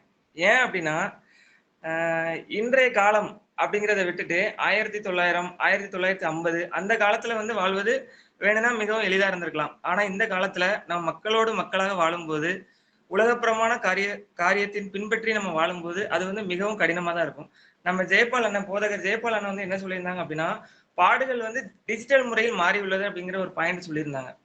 அந்த பாயிண்ட் எனக்கு என்ன தோணுது அப்படின்னா, அந்த காலத்துல இப்போ நான் வந்து 2005, 2006 அந்த காலகட்டத்துல சுவிசேஷத்தை அறிவிக்க பல பேர் பல ஊர்களுக்கு கால்நடையாகவும் எந்த வசதி வாய்ப்பு எதுவுமே இல்லாமலும் சுவிசேஷம் வந்து எந்த எதிர்பார்ப்பும் இல்லாம வந்து போய் அறிவிச்சுக்கிட்டு இருந்தாங்க. ஆனா இந்த காலகட்டத்துல டிஜிட்டல் முறையில் மாறி உள்ளது அப்படின்னு சொல்றாங்க. எப்படி மாறி இருக்கு அப்படின்னா, நம்ம வந்து வாட்ஸ்அப்ல கடவுளோட வேத வேத வசனத்தை வந்து ஒரு ஸ்டேட்டஸா வச்சுட்டு முடிச்சிடுறோம். அதை வந்து சிம்பிளா பண்ணி கொடுத்துருக்காங்க. இது மட்டும்தான் அந்த பாடுகளை வந்து ஈஸியா பண்ணதுன்னா இதுதான். நான் கிறிஸ்தவன் அப்படின்னா கிறிஸ்துவனை வந்து பிரதிபலித்து வாழணும். ஆனா நம்ம எத்தனை பேர் வந்து கிறிஸ்தவ வந்து நம்ம பிரதிபலித்து வாழ்றோம் அப்படின்னா தெரியல. இப்போ ஃபார் எக்ஸாம்பிள் வந்து நான் நார்மலா ரோட்ல போயிட்டு இருக்கிறேன் பைக்ல போகும்போது யாராவது லிஃப்ட் கேட்கறாங்க. லிஃப்ட் கேட்டா நம்ம என்ன பண்ணுவோம்? கடவுள் என்ன சொல்லியிருக்காரு? உன்னை நேசிப்பது போல பிறரையும் நேசிக்கிறாரு. சரி, நம்மளே அந்த இடத்துல இருக்கிறோம். நமக்கு நம்ம லிஃப்ட் கேட்டா நம்ம யாருக்காவது கொடுப்போமா? கண்டிப்பா இல்ல. ஏன் அப்படின்னா அவங்க வந்து நல்ல அப்படிங்கிற பல சந்தேகங்கள், அவன் நல்லவனாகவே இருந்தாலும் பல சந்தேகங்கள் எழும்பும் இந்த காலகட்டத்துல. அதனால நம்ம யாரையுமே நம்புறது அவ்வளவு எளிதல்ல. கிறிஸ்து வந்து என்ன சொல்லியிருக்காருன்னா, உன்னை நேசிப்பது போல பிறரையும் நேசின்னு சொல்லியிருக்காரு. நான் வந்து எனது பைக்கை வந்து ஒரு 5 வருஷத்துக்கு முன்னாடி புது பைக் வாங்கினேன். என்னோட பைக்ல வந்து முன்னாடி பெருசா உன்னை நேசிப்பது போல பிறரையும் நேசி அப்படின்னு ஃபர்ஸ்ட் எடுத்தோடனே வண்டி வாங்கணும்னு எழுதி போட்டேன். எழுதி போட்டோடனே அப்படின்னா என்ன அர்த்தம்டா அப்படின்னு சொல்லி நான் கொஞ்சம் ஃபீல் பண்ணி பார்க்கும்போது, நமக்கு என்ன தேவை? அந்த தேவையை வந்து அடுத்தவங்களுக்கு செய்யணும். இப்ப எனக்கு ஒரு ட்ரெஸ் தேவைப்படுதுன்னா, ட்ரெஸ் தேவைப்படுற ஒருத்தங்களுக்கு அந்த ட்ரெஸ் நான் வாங்கி கொடுக்கணும். அப்படி இருக்க சூழ்நிலை என் ஃப்ரெண்ட் வந்து என்கிட்ட கேட்கறான். சுதன், உன் பைக்கை ஒரு வருஷம் எனக்கு கூட, நான் போயிட்டு இந்த ஹாஸ்பிட்டல் வரைக்கும் போயிட்டு வந்துடுறேன் அப்படிங்கிறான். ஆனா எனக்கு கொடுக்கறதுக்கு மனமே இல்லை. ஏன் அப்படின்னா அவன் பைக்கை கீழே போட்டுருவானோ, அப்படி செஞ்சிருவானோ, இப்படி செஞ்சிருவானோ அப்படிங்கிற ஒரு குழப்பம் தான் எனக்கு வருது. அதாவது வேத வசனம் நல்லாதான் இருக்கு. பட் அதுபடி நம்ம நடக்கிறது வந்து மிகவும் கடினமான ஒரு காரியம். அதுவும் இல்லாம இன்றைய காலகட்டத்துல நாம் வந்து சகோதர சகோதரியிடம் அன்பு செலுத்தணும். அவங்க என்ன கேட்டாலும் நம்ம செய்யணும்னு கடவுள் சொல்லியிருக்காரு. நான் முழங்கால் போட்டு பிரேயர் பண்றதுக்கு முன்னாடி உன் சகோதரரிடம் ஏதாவது பிரச்சனைகள் இருந்தாலும், ஏதாவது ஒரு மனக்கசப்பு இருந்தாலும் அவர்களிடத்தில் மன்னிப்பு கேட்டுட்டு வந்து நீங்க வந்து பிரேயர் பண்ணுங்கன்னு சொல்லியிருக்காங்க பைபிள்ல. ஆனா எனக்கு வந்து கூட பிறந்தவங்க வந்து 6, 7 பேர் இருக்காங்க. அதுல ஒரு 2, 3 பேர்ட்ட நம்ம பிரச்சனை பண்ணிருக்கோம்னு வச்சுக்கோங்களேன். அந்த பிரச்சனை இன்னும் பிரச்சனையாவே தான் இருக்கு. நம்ம எதுக்கு அவங்ககிட்ட போய் சாரி கேட்கணும்? அப்படிங்கிற நான் வந்து இது ஒரு நடைமுறை வாழ்க்கைக்காக தான் பேசினேன். போதகர் ஐயா ஜெயபால் ஐயா வந்து வேத வசனங்களை வந்து சுட்டிக்காட்டி பேசினாங்க. பட் விவாத மேடையில வந்து நம்ம நடைமுறையை பேசினாதான் 4 பேருக்கு புரியும். அதுக்காக நான் அப்படி பேசினேன். மேலும் நான் வந்து திருமண வாழ்க்கைக்கு முன்னாடி அநேக கஷ்டப்பட்டவங்களுக்கு எங்க காவல்துறை சார்பாக கொஞ்சம் அமௌண்ட் கலெக்ட் பண்ணி பல ஹெல்ப்புகள் பண்ணோம். அவங்க படிக்கிறதுக்கு, அவங்க உணவுக்கு, அப்படி நிறைய ஹெல்ப்புகள் பண்ணோம். ஆனா திருமணம் ஆன பிறகு, மனைவி வந்த பிறகு நமக்கே ஹெல்ப் பண்ண ஆள் இல்லையோ அப்படிங்கிற ஒரு சூழ்நிலை வருது. ஐயோ, நமக்கு யாரா ஹெல்ப் பண்ணுவா அப்படிங்கிற ஒரு இதுக்கு தள்ளப்பட்டோம். அதனால வேதாகமத்தின்படி வாழ்வது வந்து எனக்கு தெரிஞ்ச இந்த 3 பேருக்கு தான் ஈஸின்னு நினைக்கிறேன். அதுவும் இல்லாம இப்ப நம்ம ரோட்ல போகும்போது ஒரு கஷ்டப்பட்ட ஆளு, ஒரு வயதான ஆளு வந்து நம்மகிட்ட வந்து யாசகம் கேட்கிறாரு. நம்ம வந்து சரி, நம்ம கடவுளின் பிள்ளை, நம்ம வந்து இவருக்கு ஏதாவது உதவி செய்யலாம் அப்படின்னு சொல்லி ஒரு 100 ரூபாய் கொடுக்குறோம். கொடுத்துட்டு ஒரு 10 நிமிஷம் கழிச்சு அங்க வரும்போது நம்ம ஐயா வந்து மிகுந்த மதுப்பிரியரா இருப்பார் போல. அவர் வந்து 2 பாட்டில் சரக்கு வாங்கி உட்காந்துட்டு அதே இடத்துல உட்காந்து சரக்க போட்டுதாரு. நம்ம என்ன நினைப்போம்? ஐயோ, கடவுள் வந்து எல்லாத்தையும் அன்பு செலுத்த சொன்னாரு. நம்மளும் அந்த அன்போட நம்ம வந்து எல்லாருக்கும் ஹெல்ப் பண்ணோம். ஆனா இவர் இப்படி பண்ணிட்டாரு. அப்ப என்ன கடவுள் என்னடா இப்படி பண்றாரு நம்மகிட்ட அப்படிங்கிற ஒரு ஃபீல் வரும். அடுத்த வாட்டி நம்ம அடுத்த யாருக்காவது ஹெல்ப் பண்ணும்போது நம்ம இவருக்கு கொடுத்தா நம்ம வந்து இவர் வந்து சரக்கடிச்சு காசை கறியாக்கிடுவாரு, நம்ம எதுவும் ஹெல்ப் பண்ண வேண்டாம் அப்படின்னு சொல்லி விட்டுருவோம். மேலும் நாங்க காவல்துறையில இருக்கிறதுனால நிறைய அக்யூஸ்ட் வந்து வருவாங்க எங்க ஸ்டேஷனுக்கு வரும்போது அவங்க மேல வழக்கு பதிவு ஏதாவது செய்யும் போது இந்த கழுத்துல இது போட்டிருப்பாங்க, ஜெபமாலைன்னு சொல்லுவாங்க ஆர்சியில. அது இல்லாம மேல நேம் கேட்டாலே இவர் கிறிஸ்தவன் தான் அப்படி தெரிஞ்சிடும். சார், என்ன சார் நீங்க கிறிஸ்டினா இருக்கீங்க, ஏன் சார் இப்படி தப்பு பண்ணீங்க, ஏன் சார் பொது இடத்துல வந்து இப்படி தண்ணி அடிச்சீங்க, இது தப்பு தானே சார் அப்படின்னு கேட்கும்போது அவர் சொல்ற ஒரே காரியம், கிறிஸ்தவன் அப்படிங்கறது அவர் பேர்ல மட்டும்தான் இருக்கும். மற்றபடி வாழ்வியல் நடைமுறையில அவர் கிறிஸ்தவன் அப்படிங்கிறது கிடையாது. ஆனாலும் சரி நம்ம கிறிஸ்டின் தாண்டா அவர் தப்பு பண்ணியிருக்காரு, அவர் எப்படியா நம்ம காப்பாற்றி விட்டுலாம் அப்படின்னு சொல்லி உயிரிழந்தெல்லாம் பேசினாங்க. அதனால நான் என்ன சொல்றேன் அப்படின்னா, நடைமுறை காலம், அதாவது இந்த 2025ல கிறிஸ்தவ வேதாகமத்தின் படி வாழ்வதும் வேதாகமத்தின் படி அன்பு செலுத்துவதும் முடியாத காரியம் என்று நான் ஆணித்தனமா சொல்றேன். அதுவும் இல்லாம அன்பு உண்மை அப்படின்னா என்ன அப்படின்னா, ஒரு சின்ன ஸ்டோரி மட்டும் சொல்லி முடிச்சுக்கிறேன் நான் நெறியாளர் அவர்களே. என்ன அப்படின்னா, யூடியூப்ல தான் பார்த்தேன், அது உங்களுக்கு எல்லாருக்கும் அந்த ஸ்டோரி தெரிஞ்சிருக்கும். ஒரு ஒரு கிளாஸ்ல ஸ்டூடெண்ட்ஸ் ஒரு 4 பேர் இருக்கிறாங்க. அந்த டீச்சர் வந்து கேட்குறாங்க அந்த ஸ்டூடெண்ட்ஸ் கிட்ட, நீங்க எந்தெந்த வழியெல்லாம் என்கிட்ட நீங்க அன்பு செலுத்துவீங்களோ அதெல்லாம் நாளைக்கு நீங்க வீட்டுல இருந்து எடுத்துட்டு வாங்க, எந்த விஷயத்துல நீங்க அன்பு செலுத்துறீங்க அப்படின்னு பார்க்கலாம் அப்படின்னு சொல்லி அனுப்பி விடுறாங்க. 4 குழந்தைங்களும் வீட்டுல போய் நல்லா யோசிக்கிறாங்க, சரி நம்ம டீச்சர்ட்ட எப்படி நம்ம அன்பு செலுத்தலாம் அப்படின்னு. அதுல ஒரு பொண்ணு நாளைக்கு மறுநாள் வரும்போது ஒரு பொண்ணு வந்து ரோஸ், அழகான ரோஸ், ரெட் ரோஸ் வந்து அழகா இருக்கு, அதை கொண்டு வருது. டீச்சர் உங்களுக்கு கொடுக்குறேன் அப்படின்னு சொல்லிட்டு வந்து கொடுக்குது. இன்னொரு குழந்தை வந்து என்னதை கொண்டு வருதுன்னா, அழகான பட்டர்ஃப்ளை கொண்டு வருது. பட்டர்ஃப்ளை வந்து ஒரு பாக்ஸ்ல அடைச்சு கொண்டு வருது. அதை ஓப்பன் பண்ணோன்னே அது அழகா பறக்குது, அதை கொண்டு வருது. இன்னொரு குழந்தை வந்து ஒரு புறா குஞ்சு கொண்டு வருது. உடனே புறா குஞ்சு பார்க்க அழகா இருக்கு. அந்த டீச்சர் வந்து ரொம்ப சந்தோஷமாயிட்டாங்க, சார் நம்ம மேல இவ்வளவு அன்பு செலுத்தி எல்லாரும் ரோஸ் கொண்டு வராங்க, பட்டர்ஃப்ளை கொண்டு வராங்க, புறா குஞ்சை கொண்டு வராங்க அப்படின்னு. சரி, இன்னொரு குழந்தை வந்து சோகமா உட்காந்துருக்கு, அம்மா நீ வந்து என் மேல எதுவும் அன்பு செலுத்தலையாமா, ஏன் நீ எதுவுமே கொண்டு வரல அப்படின்னு கேக்குது. உடனே அந்த குழந்தை சொல்லிச்சான், நான் வந்து அழகா ரோஸ் வந்து அழகா இருந்தது, அந்த ரோஸை பறிக்கலான்னு போனேன், ஆனா அந்த செடியில இருக்கும்போது அழகா இருந்தது, அந்த செடியில இருந்து அந்த ரோஸை நான் பறிச்சு எடுத்துட்டோம்னா அதோட அழகு போயிடும், அதனால அதை அப்படியே இருக்கட்டுமே விட்டு வந்துட்டேன் அப்படின்னதான். அதுக்கப்புறம் பட்டாம்பூச்சி, ஏமா பட்டாம்பூச்சியா கொண்டு வந்திருக்கலாமா, நான் பட்டாம்பூச்சியும் பார்த்தேன் அப்படின்னது. உடனே பட்டாம்பூச்சி அழகா பறந்து தெரிஞ்சுக்கிட்டு இருந்தது, நான் அதோட சுதந்திரத்தை கெடுத்து நாங்க கொண்டு வந்து நான் உங்களோட அன்பு செலுத்துறது வந்து வீண், அதனால நான் அதை போய் பறக்க விட்டேன். புறா குஞ்சு வந்து அதோட தாய்கிட்ட தான் இருக்கணும், அதை வந்து நம்ம எடுத்துட்டு வந்து வளர்ந்து அதோட சுதந்திரத்தை நம்ம கெடுக்க கூடாது, அதனால அது வந்து அப்படியே அங்கேயே இருக்கட்டும் அப்படின்னு சொல்லிட்டு அதை விட்டேன், எனக்கு எப்படி அன்பு செலுத்துன்னு தெரியல டீச்சர் அப்படின்னுச்சான். உடனே அந்த டீச்சர் வந்து அந்த பொண்ணை கட்டி பிடிச்சு சொல்லிச்சான், அம்மா இதுதாம்மா உண்மையான அன்பு, நம்ம வந்து அன்பை வந்து வேற எங்கெங்கெல்லாமோ தேடி அலையிறோம், ஒரு சின்ன விஷயத்துல கூட அன்பு இருக்கு, அந்த அன்பை வந்து நம்ம யாரும் நம்ம புரிஞ்சுக்கிறதே இல்லை அப்படின்னு உரைய முடிக்கிறேன்னு நிறைய இருக்கு. நம்ம சுதாகர் அண்ணன் நெறியாளர் என்ன ஏதாவது வாய்ப்பு கொடுத்தா நல்லா இருக்கும்.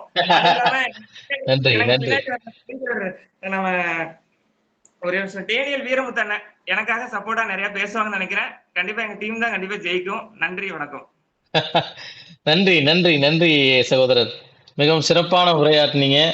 காலத்தை நாம் கருத்தில் கொண்டு நம்ம அடுத்தடுத்து போக வேண்டியிருக்கு. இன்னும் அருமையான சுவைப்பட உங்களுடைய பேச்சு கேட்கணும்னு ஆவலாக தான் இருக்கு.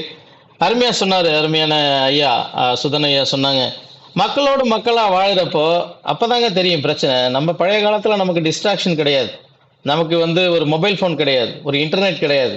இன்னைக்கு நம்ம ஒரு 5 நிமிஷம் 10 நிமிஷம் நம்ம மொபைல் ஃபோன் இல்லாமல் உட்கார முடியல, இன்டர்நெட்டை பார்க்காம இருக்க முடியல, வாட்ஸ்அப் ஸ்டேட்டஸ் பார்க்காம இருக்க முடியல. இப்போ வாழ்தானே கஷ்டம். ஒரு ஊர்ல எங்கேயுமே சாராய கடை இல்லை, அந்த சாராய கடை இல்லாத ஊர்ல சாராயம் குடிக்காம இருக்கிறது பெரிய விஷயமா? சாராய கடை பக்கத்துல இருந்தே நான் சாராயம் குடிக்காம இருக்கிறது அதுதானே கஷ்டம் அப்படின்னு சொல்லி அருமையா எவ்வளோ வந்து இது அரிதான காரியன்றதை பேசினாங்க. இன்னும் சிறப்பா ஒய்ஃப் வந்த பிறகு எவ்வளோ கஷ்டம் இருக்குது, நம்ம பேசிக்கலாம், எவ்வளோ பர்மிஷன் வாங்க வேண்டியிருக்கு, எவ்வளோ தூரம் கண்ட்ரோலாக இருக்க வேண்டியிருக்கு, நம்ம இஷ்டத்துக்கு செயல்பட முடியாது அப்படின்னு சொல்கிறாங்க. லிஃப்ட் கொடுத்துட்டோம்னா எங்கேயாவது போகிற வழியில் நம்மளை சரி பாவம்னு சொல்லி லிஃப்ட் கொடுத்து பின்னாடி உட்கார வச்சோன்னா எங்கேயாவது ஊசியை போட்டு காலி பண்ணி காட்டில் ஐயா காவல்துறையை நிறைய பார்த்துருப்பாங்க. ஸோ அப்படி ஏதாவது பண்ணிடுவாங்களோன்னு பயமாக இருக்குது. ஸோ எல்லாத்தையும் சந்தேகப்படுற மாதிரி இருக்குது. ஸோ இப்படி ஒரு சூழ்நிலையில் இந்த சூழ்நிலையில் நம்ம வேதத்தின்படி வாழுறது எவ்வளோ கஷ்டம், எவ்வளோ ஒரு கடினமான ஒரு செயல் அப்படின்னு சொல்லி அருமையான உரையை முடிச்சாங்க. இல்லவே இல்லைங்க, அப்படின்லாம் ஒன்றுமே கிடையாதுங்க, ரொம்ப சிம்பிளுங்க. ஐயா ரொம்ப காம்ப்ளிகேட் பண்ணிக்கிறாரு, காவல்துறையில் இருக்கிறதால நிறைய கேஸ் எல்லாம் பற்றி பேசுறாரு, அதெல்லாம் அப்படிலாம் ஒன்றும் கிடையாதுங்க, ரொம்ப சிம்பிளுங்க அப்படின்னு சொல்லி அதை எளிதே அப்படி ஈஸியாக பண்ணிடலாம் அப்படின்னு சொல்லும்படியாக அருமையான சகோதரன் ஜெயசெல்வம் அவர்கள் இணைகிறார்கள். பயணத்தில் இருக்கிறாங்க சகோதரர், அருமையாய் நம்மோடு இணைந்திருக்கிறார்கள். தொடர்ந்து பேசும்படியாக அன்போடு அழைக்கிறேன். ஆமென். ஹல்லேலூயா. யாவருக்கும் அன்பின் வாழ்த்துக்கள். ஆண்டவராகிய இயேசு கிறிஸ்துவின் ஈடு இணையற்ற நாமத்தில் உங்கள் யாவரையும் அன்போடு கூட அழைக்கிறேன். என்னுடைய உரையை நான் பேச ஆரம்பிக்கிறேன். கர்த்தருக்கு ஸ்தோத்திரம். யோசுவா, அதாவது தேவனுக்கு பிரியமா இருப்பது எப்படி அப்படின்னா, பரிசுத்தம் இல்லாமல் தேவனுக்கு பிரியமா இருப்பது கூடாத காரியம் வேதத்தை வாசிக்கிறோம். அப்போ நம்ம தேவையில்லாம மற்ற இதெல்லாம் யோசிக்கணுன்றது அவசியமே நமக்கு இல்லை. ஆண்டவர் என்ன சொல்லியிருக்கிறாரு அப்படின்னா, பரிசுத்தமா நீ வாழ்ந்தாலே உனக்கு எல்லாத்தையும் நான் தேவைகள் எல்லாத்தையும் நான் சந்திக்கிறேன். அதாவது பாத்தீங்கன்னா ஃபர்ஸ்ட் பரிசுத்தன்றது வந்து யோசுவா சொல்றாரு. யோசுவா 3ஆம் அதிகாரம் 3ஆம் அதிகாரம் 5வது வசனத்துல எரிகோவை பிடிப்பதற்கு முன்பாக ஆண்டவர் ஜனங்களுக்கு சொல்றாரு. என்ன சொல்றாரு? இன்றைக்கு நீங்க உங்களை பரிசுத்தம் பண்ணிக்கிறீங்க, நாளைக்கு என்ன பண்ணீங்க? அற்புதத்தை காணுவீங்க. அல்லேலூயா. அப்போ அப்படி சொல்லும் போது சில காரியத்தை வந்து அவர் சொல்றாரு. பரிசுத்தம்னா என்ன? நம்ம ஆண்டவருக்கு பிரியமா இருந்தா போதுமா? ஆண்டவருக்கு பிரியன்றது என்ன? பாவம் செய்யாம இருக்கிறது, விபச்சாரம் செய்யாம இருப்பது, மதுபானம் குடிக்காம இருந்தது, அப்படி கிடையாது. ஆண்டவர் என்ன சொல்றாரு? விபச்சாரம் செய்யாது இருக்கிறது வந்து ஒரு பரிசுத்தன்றது இல்ல. ஓசியாவை பார்த்து சொல்றாரு, நீ விபச்சாரியை போய் திருமணம் செய்து கொள்ள அப்படின்றாரு. அப்போ அந்த பரிசுத்தம் எங்க போச்சு? இல்ல. அப்ப விபச்சாரம் செய்யறது வந்து ஓசியாட்ட சொல்றாரு, போய் விபச்சாரியை போய் தான் நீ திருமணம் செய்யுன்றாரு. அப்போ அதுக்காக விபச்சாரம் செய்யன்றது கிடையாது. ஆண்டவருக்காக ஒரு பக்கம் இருந்தாலும் மதுபானத்தை பாருங்களேன். அதாவது பரிசுத்தன்றது என்ன அப்படின்னா, மதுபானம் ஒரு மனசுல தீட்டுப்படுத்துமா அப்படின்னா, பரிசுத்த வேதாகம் சொல்லுற புதிய ஏற்பாட்டுல ஆண்டவராக இயேசு கிறிஸ்து சொல்றாரு, அதாவது வாய்க்குள்ள போறது வரைக்கும் மனசுல தீட்டுப்படுத்தாது, உள்ள இருதயத்திலிருந்து புறப்படுறதுதான் தீட்டுப்படுத்துது. அப்போ என்ன சொல்றாரு? பரிசுத்தன்றது இதுல இல்ல, மதுபானத்திலயும் இல்ல. அதுக்காக குடிக்கணும். அதாவது அப்போ சொல்ல பவுல் சொல்றாரு, எல்லாம் எனக்கு செய்ய முடியும், ஆனா எதுக்குமே நான் வந்து அடிமைப்பட மாட்டேன். ஜெயசெல்வன் சகோதரர் மன்னிக்கவும், ஒரு குறுக்கீடு இடையில அருமையான சகோதரர் டேனியல் வீரமுத்து குறுக்கிடுகிறார். அவருடைய கருத்தை கேட்டுக்கொள்வோம். செல்வம் ஐயா, விவாத மேடையிலே கலக்கி கொண்டிருக்கிறீர்கள். எங்கள் அணிக்கு பேசிக் கொண்டிருக்கிறீர்கள். நீங்கள் எளிதா எங்கள் அணிக்காக பேசுகிறீர்கள். வாழ்த்துக்கள் தொடரட்டும். நன்றி, தொடருங்கள். நன்றி. அதாவது பரிசுத்தமா வாழ்ந்துட்டாலே போதும், ஆண்டவர் நமக்காக கிரியை செய்வாரு, நம்ம வாழ்க்கையில வந்து அற்புதம் அடையாளம் நடக்கும். இல்ல அதாவது வாழக்கூடிய நாட்கள்ல நம்ம தேவையில்லாம கஷ்டப்பட வேண்டியது அவசியம் இல்லை அப்படின்றதுதான் அந்த கிரியைகளை வைத்து ஆண்டவர் என்ன சொல்றாரு? நிர்ணயிக்கல. அதாவது பரிசுத்தன்றது என்றது ஆண்டவர் என்ன சொல்றாரு? ஆதியாகமம் 2ஆம் அதிகாரத்துல 2வது வசனம் என்ன சொல்லுது அப்படின்னா, நான் ஒரு நாளை தான் அவர் பரிசுத்தமாக்குறாரு. 6 நாள் வேலை செஞ்சுட்டு 6 நாள் கிரியை உண்டாக்குறாரு. அந்த 7வது நாள் ஓய்வு இருக்கிறப்ப அந்த நாளை என்ன பண்றாரு? பரிசுத்தமாக்குறாரு. அப்ப பரிசுத்தம் எங்க இருக்கு? அந்த நாள்ல இருக்கு. அதே மாதிரி பாத்தீங்கன்னா யாத்திராகமத்தின் அதிகாரத்துல பாத்தீங்கன்னா 3ஆம் அதிகாரம் 5வது வசனத்தை பாத்தீங்கன்னா ஒரு இடத்தை பரிசுத்தமாக்குறாரு. எந்த இடத்த?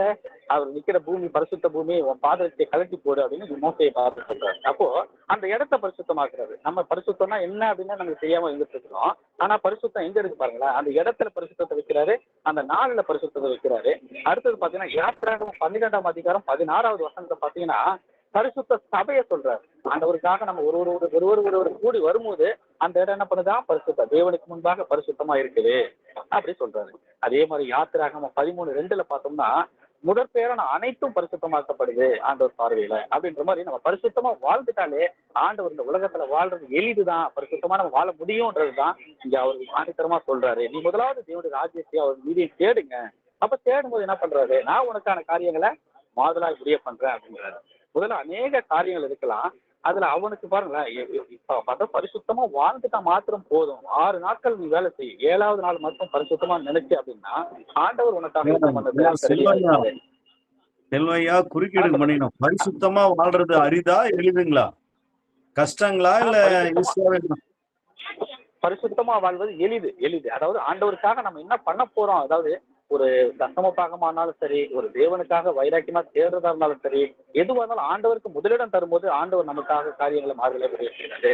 அதாவது எளிதுன்றதுக்காக தான் நம்ம முதல்ல சொல்றாங்க. என்னன்னா ஆண்டவரை தேடும்போது ஆண்டவர் காரியங்களை எல்லாத்தையும் நமக்காக செய்து முடிக்க வல்லவராக இருக்கிறாரு.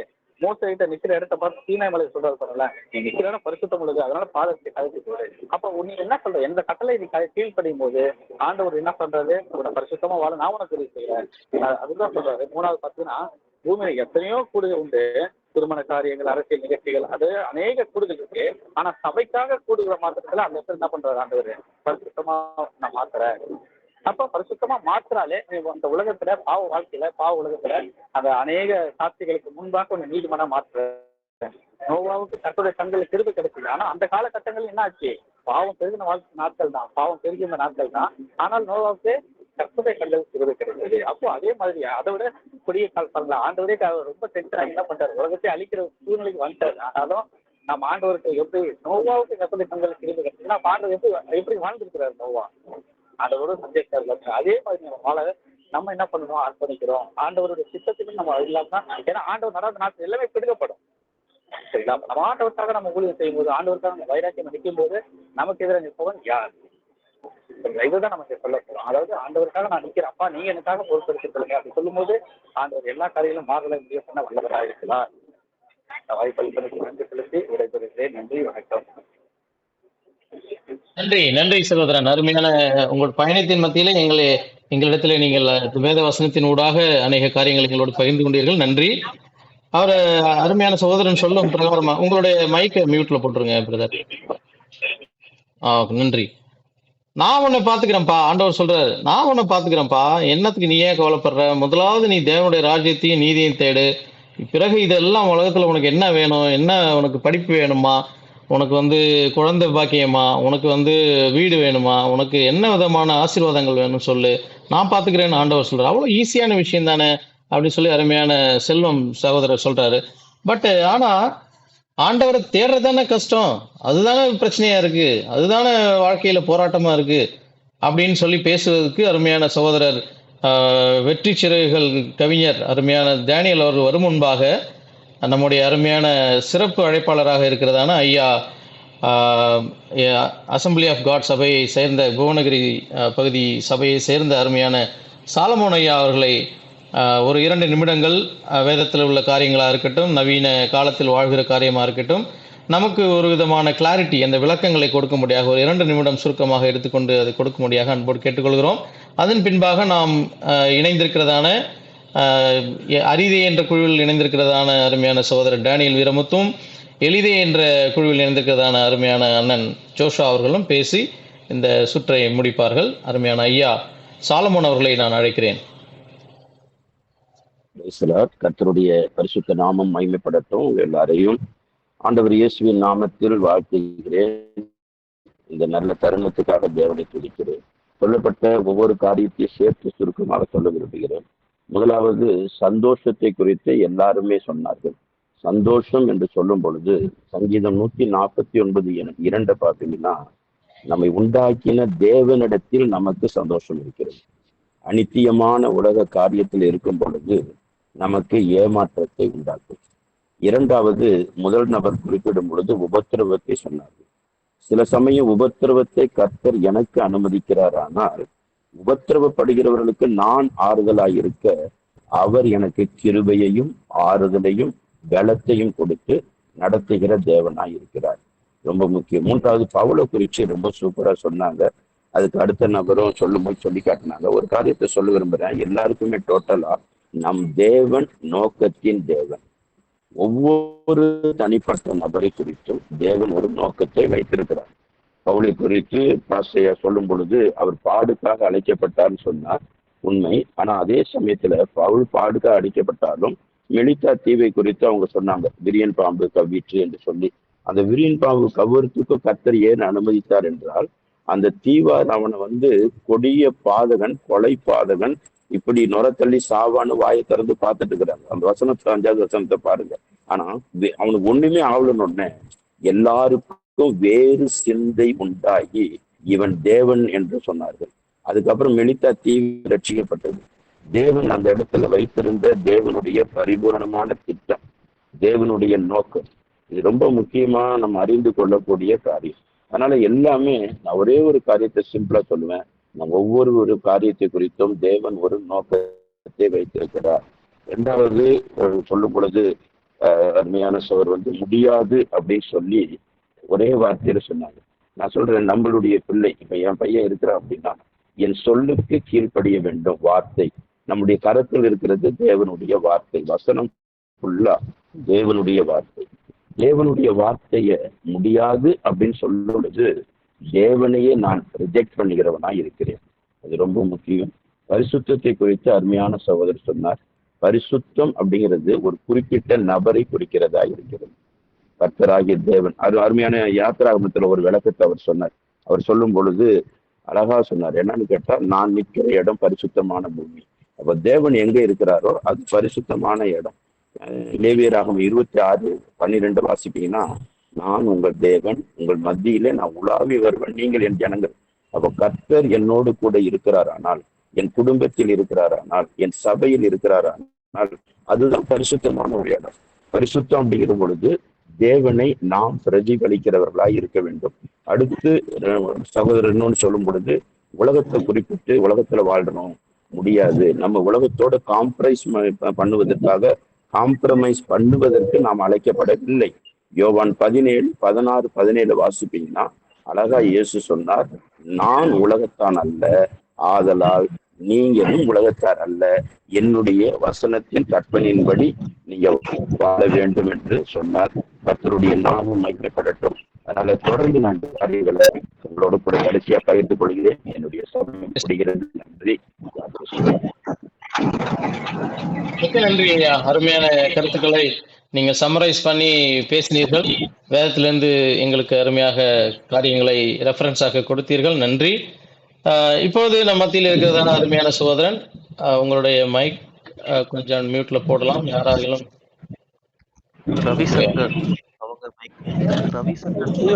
ரவிசங்கர் ஐயா, உங்க மைக்கை மியூட்ல போடுங்க ஐயா.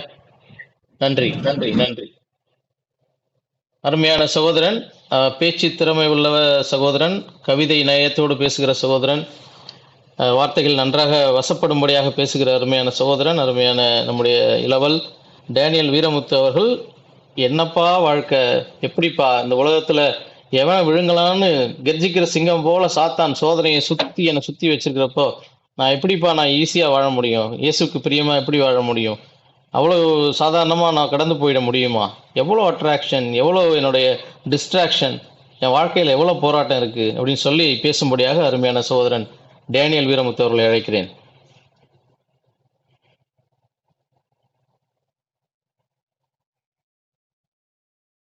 Mic mic mic mic.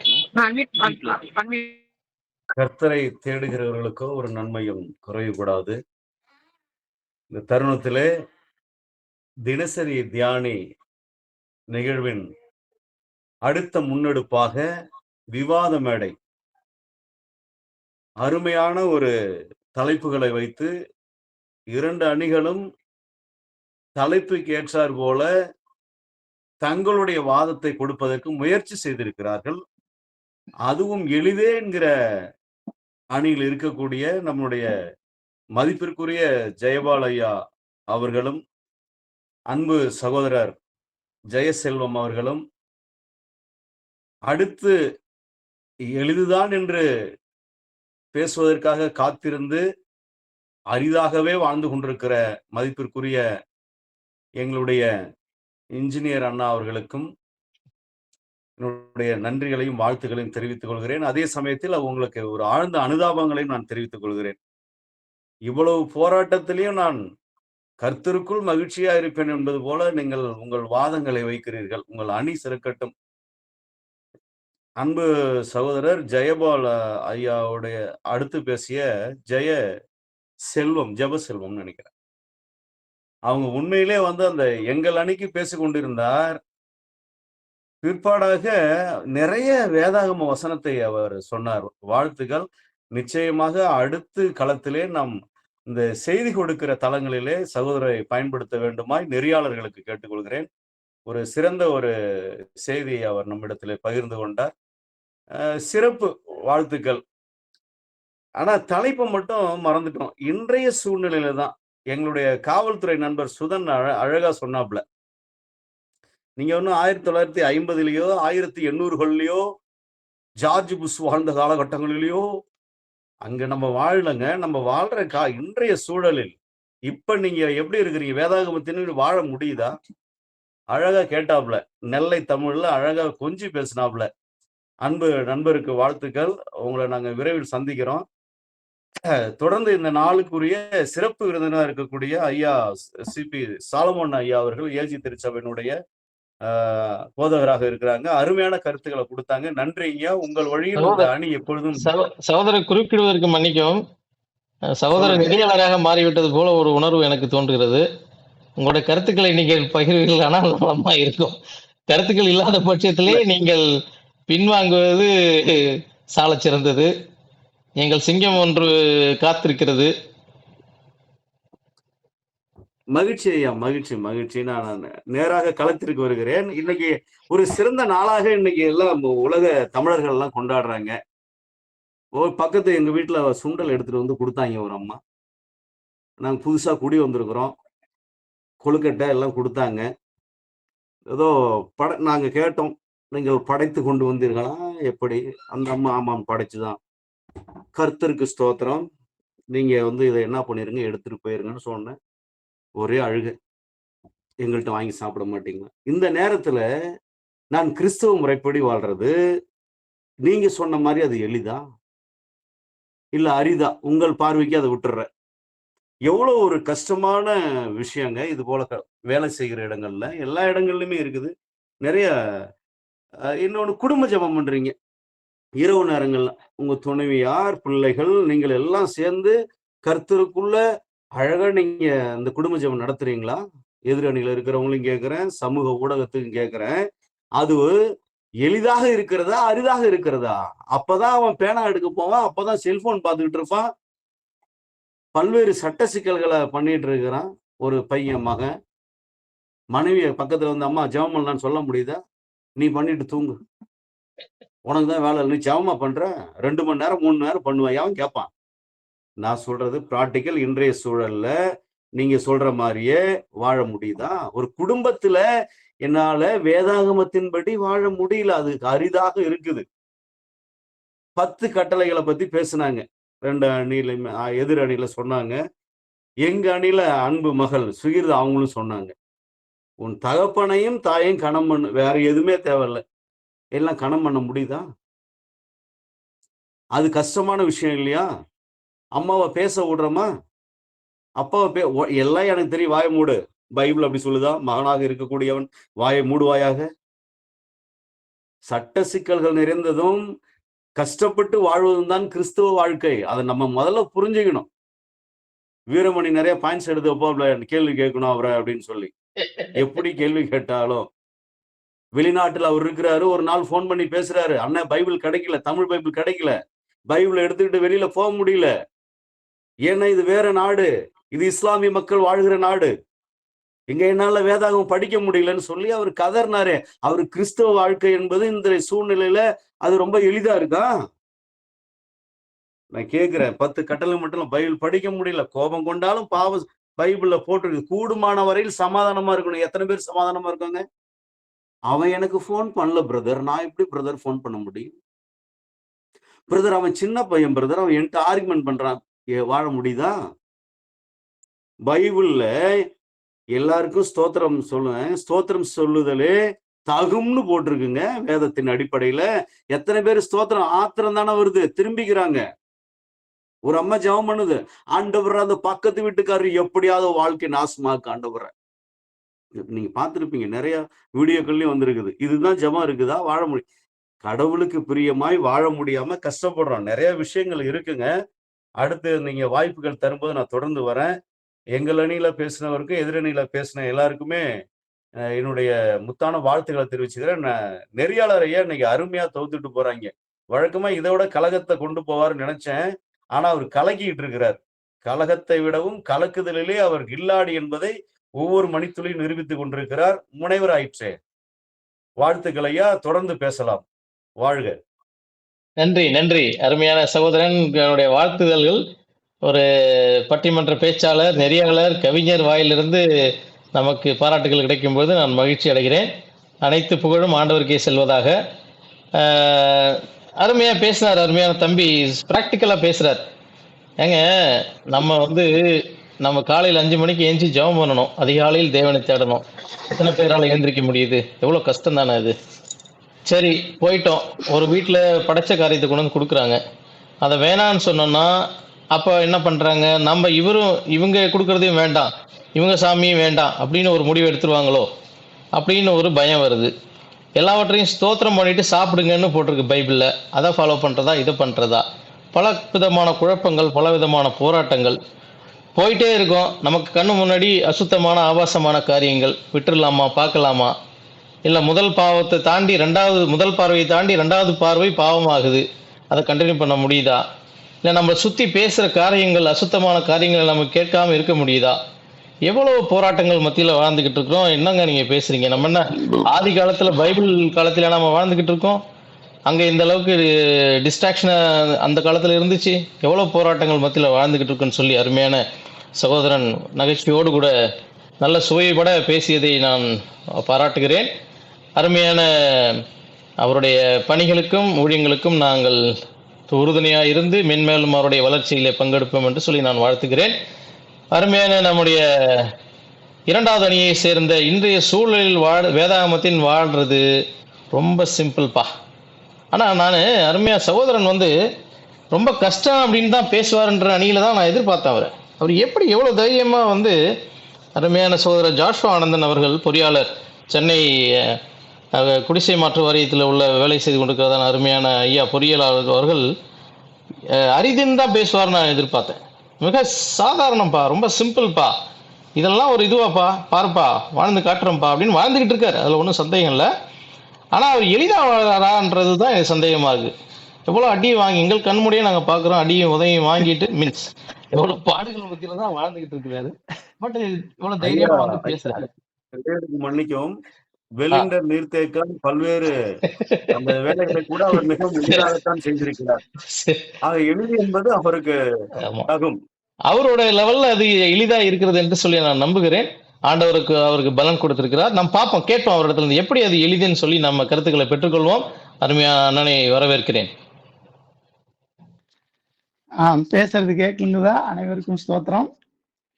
தயவு செய்து உங்கள் முகத்தை காட்டும்படியாக அன்போடு கேட்டுக்கொள்கிறேன். நாங்கள் உங்கள் முகத்தை பார்க்க வேண்டும். முகத்தை இப்ப காட்ட முடியாது, காட்டுறேன். Network okay. ஆமா ஆமா ஆமா, ரைட், தேங்க்யூ.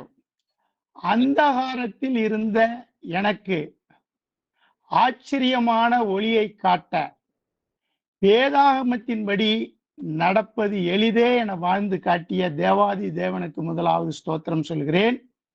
அப்படியே வாழ்ந்து காட்டிய மிஷினரிமார்கள், போதகர்கள், சபை முப்பர்கள், அங்கத்தினர்கள், சபை அனைவருக்கும் நன்றி சொல்லுகிறேன். அப்படி ஒருவர்கள் இல்லை என்றால் இப்படி ஒரு மார்க்ஸ் மேடையே நம்மிடம் அமைந்திருக்காது என்பதை முதலாவது புரிந்து கொள்ள வேண்டும். நம்பர் 1. நம்பர் 2, முதலாவது தேவன் நம்மை எதற்காக தெரிந்து கொண்டார், எச்சூழலில் தெரிந்து கொண்டார் என்பதை நாம் அறிந்தோமானால் வாழ்வது எளிதே. எப்படி தெரிந்து கொண்டார், எதற்காக தெரிந்த? உபாகமம் 14:2 படி நம்மை சொந்த ஜனமாய் தெரிந்து கொண்டார், ஒரு பொக்கிஷமாய் தெரிந்து கொண்டார், ஒரு பொக்கிஷத்திற்கு அதிகாரியாய் தெரிந்து கொண்டார். எப்ப தெரிந்து கொண்டார்?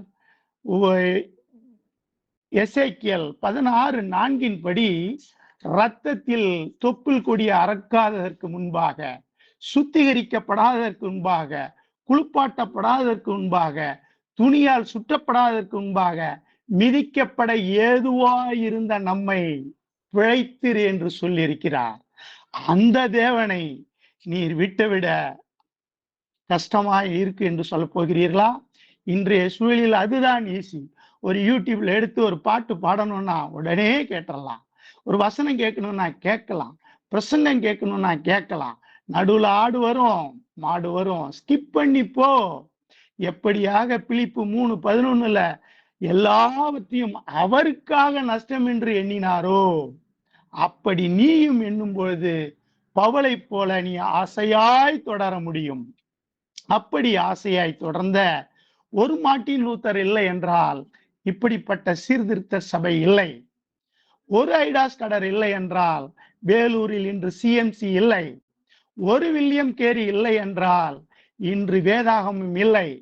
ஒரு வில்லியம் டிண்டேல் இல்லை என்றால் நம்முடைய கையில் என்று படிக்க வேதாகமும் இருக்காது. ஒரு சிகோவீனமான சீகன்பால் இல்லை என்றால் டிஎல்சி சபை இல்லை.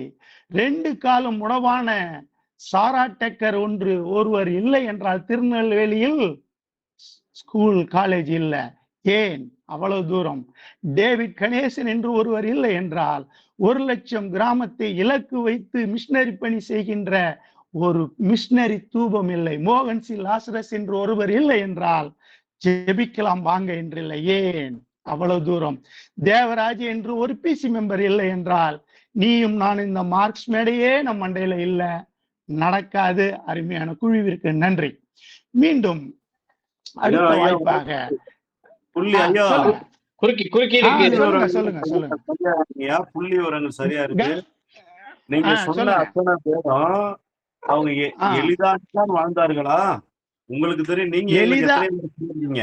ஒரே அவங்க ஒரு வாழ்க்கை ரைட் முறை ரைட் ரைட் இந்த காலத்துல வாழ்ந்த ஜோஷுவா அவர்கள் அமைதி காக்கவும் சகோதரன் கருத்தை கேள்வியை நீங்கள் எஸ் வாங்கிக் எஸ் கொண்டு பிறகு சாரி பதிலளிக்க சாரி விட சாரி அன்போடு சாரி கேட்டுக்கொள்கிறேன். சாரி சாரி பரவாயில்லை சாரி, பரவாயில்லை. சாரி பொது மன்றம் பொது அவை வாயாலும் கையாலும் அடித்து உங்கள் பக்கத்தில் இருக்கக்கூடிய செயல்களை மறைத்துவிட முற்படக்கூடாது.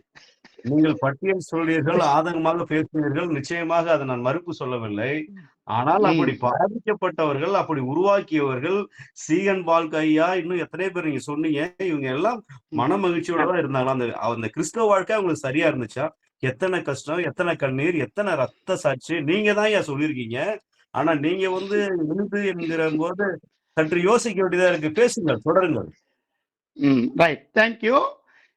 அப்பொழுது அருமையான பிள்ளை பேசினதற்கு நான் இப்பொழுதே பதில் சொல்லுகிறேன். அது உனக்கு வசதியா இருக்கும். ஸ்தேவானை கல்லெறிந்து கொன்றார்கள், ஒத்துக்கொள்வோம். ஆக்ட்ஸ் 7:60 சொல்லியிருக்கிறது, அவன் முட்டி போட்டு ஜெபம் பண்ணி இவன் மேல் குற்றம் சுமத்தாதே என்று சொல்லி ஜெபம் செய்து செத்தான்.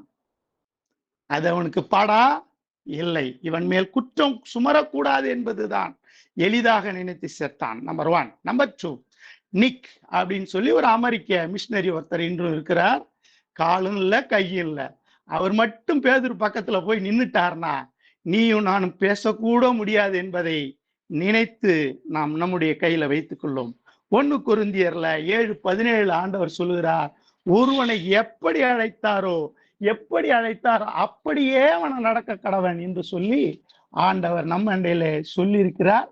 அப்படியாக நான் திருப்பி இந்த இடத்துக்கு வரேன். நம்ம அண்டையில சிறு பிள்ளைகளை நான் முதலாவது எடுக்கிறேன்.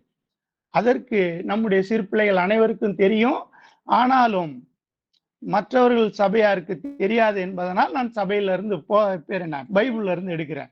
சாமுவேல்னு ஒருத்தன் இருக்கான், பணிவிடை செய்தான், பிள்ளையாண்டான். அவன் பால் பறந்த பிள்ளை. அவன் பணிவிடையை கடைசி வரை முடித்தான். நம்பர் 1. ரோதை என்ற ஒரு சிறுமி நடு இரவு ஜெபித்தாள். ஆக்ட்ஸ் 12:15 பேதுரு குரலை கேட்டு சாதித்தாள். இடையில நாங்க பேசலாமாண்ணே நெறியாளர் அவர்களே? பேசலாம். உங்களோட கருத்துக்கள் இருக்குமானால் அமைதியாக நீங்கள் கைகளை உயர்த்தி கேள்வி கேட்க பின்னூட்டம் வழங்கப்படும். இறுதியில தான் இது முடிச்சு சகோதரர் 6 பேரும் முடிக்கட்டும். ரோதை என்ற சிறு பெண் ஆலயத்துக்கு 12 மணியோ நடுராத்திரில ஜெபம் பண்ற போயிருக்கா. ஒரு சிறு பெண். இன்றும் நம்முடைய ஒரு வேலைக்கார பெண் 2 ராஜாக்கள் 2:2 அடிமையாய் சென்று அடுத்த ஊர்ல இருக்கிறா. அங்க இருக்கிற எஜமானை பார்த்து, நாகமான்ற எஜமான்கிட்ட போய் பார்த்து, எஜமானியை பார்த்து, நீங்க போங்க இஸ்ரேல் தேசத்துக்கு, அங்க ஒரு தீர்க்கதரிசி இருக்கார் என்று எவ்வளவு தைரியமாய் சொல்லி இருக்கிறார். அவர் வாழ்ந்து காட்டினதால தானே அவளால் சொல்ல முடிந்தது. இன்றும் நம்முடைய சிறுவர்கள் அத்தனை பேரும் குறுக்கிடுகிற அத்தனை பேருக்கும் சொல்கிறேன், எத்தனை 12 hours பிரேயரை நீங்கள் 12 hours முடித்திருக்கிறீர்கள்? இல்லவே இல்லை. 12 மணியை தாண்டிதான் முடித்திருக்கிறீர்கள். ஆமா, அரிதையா அது முடியாதுயா.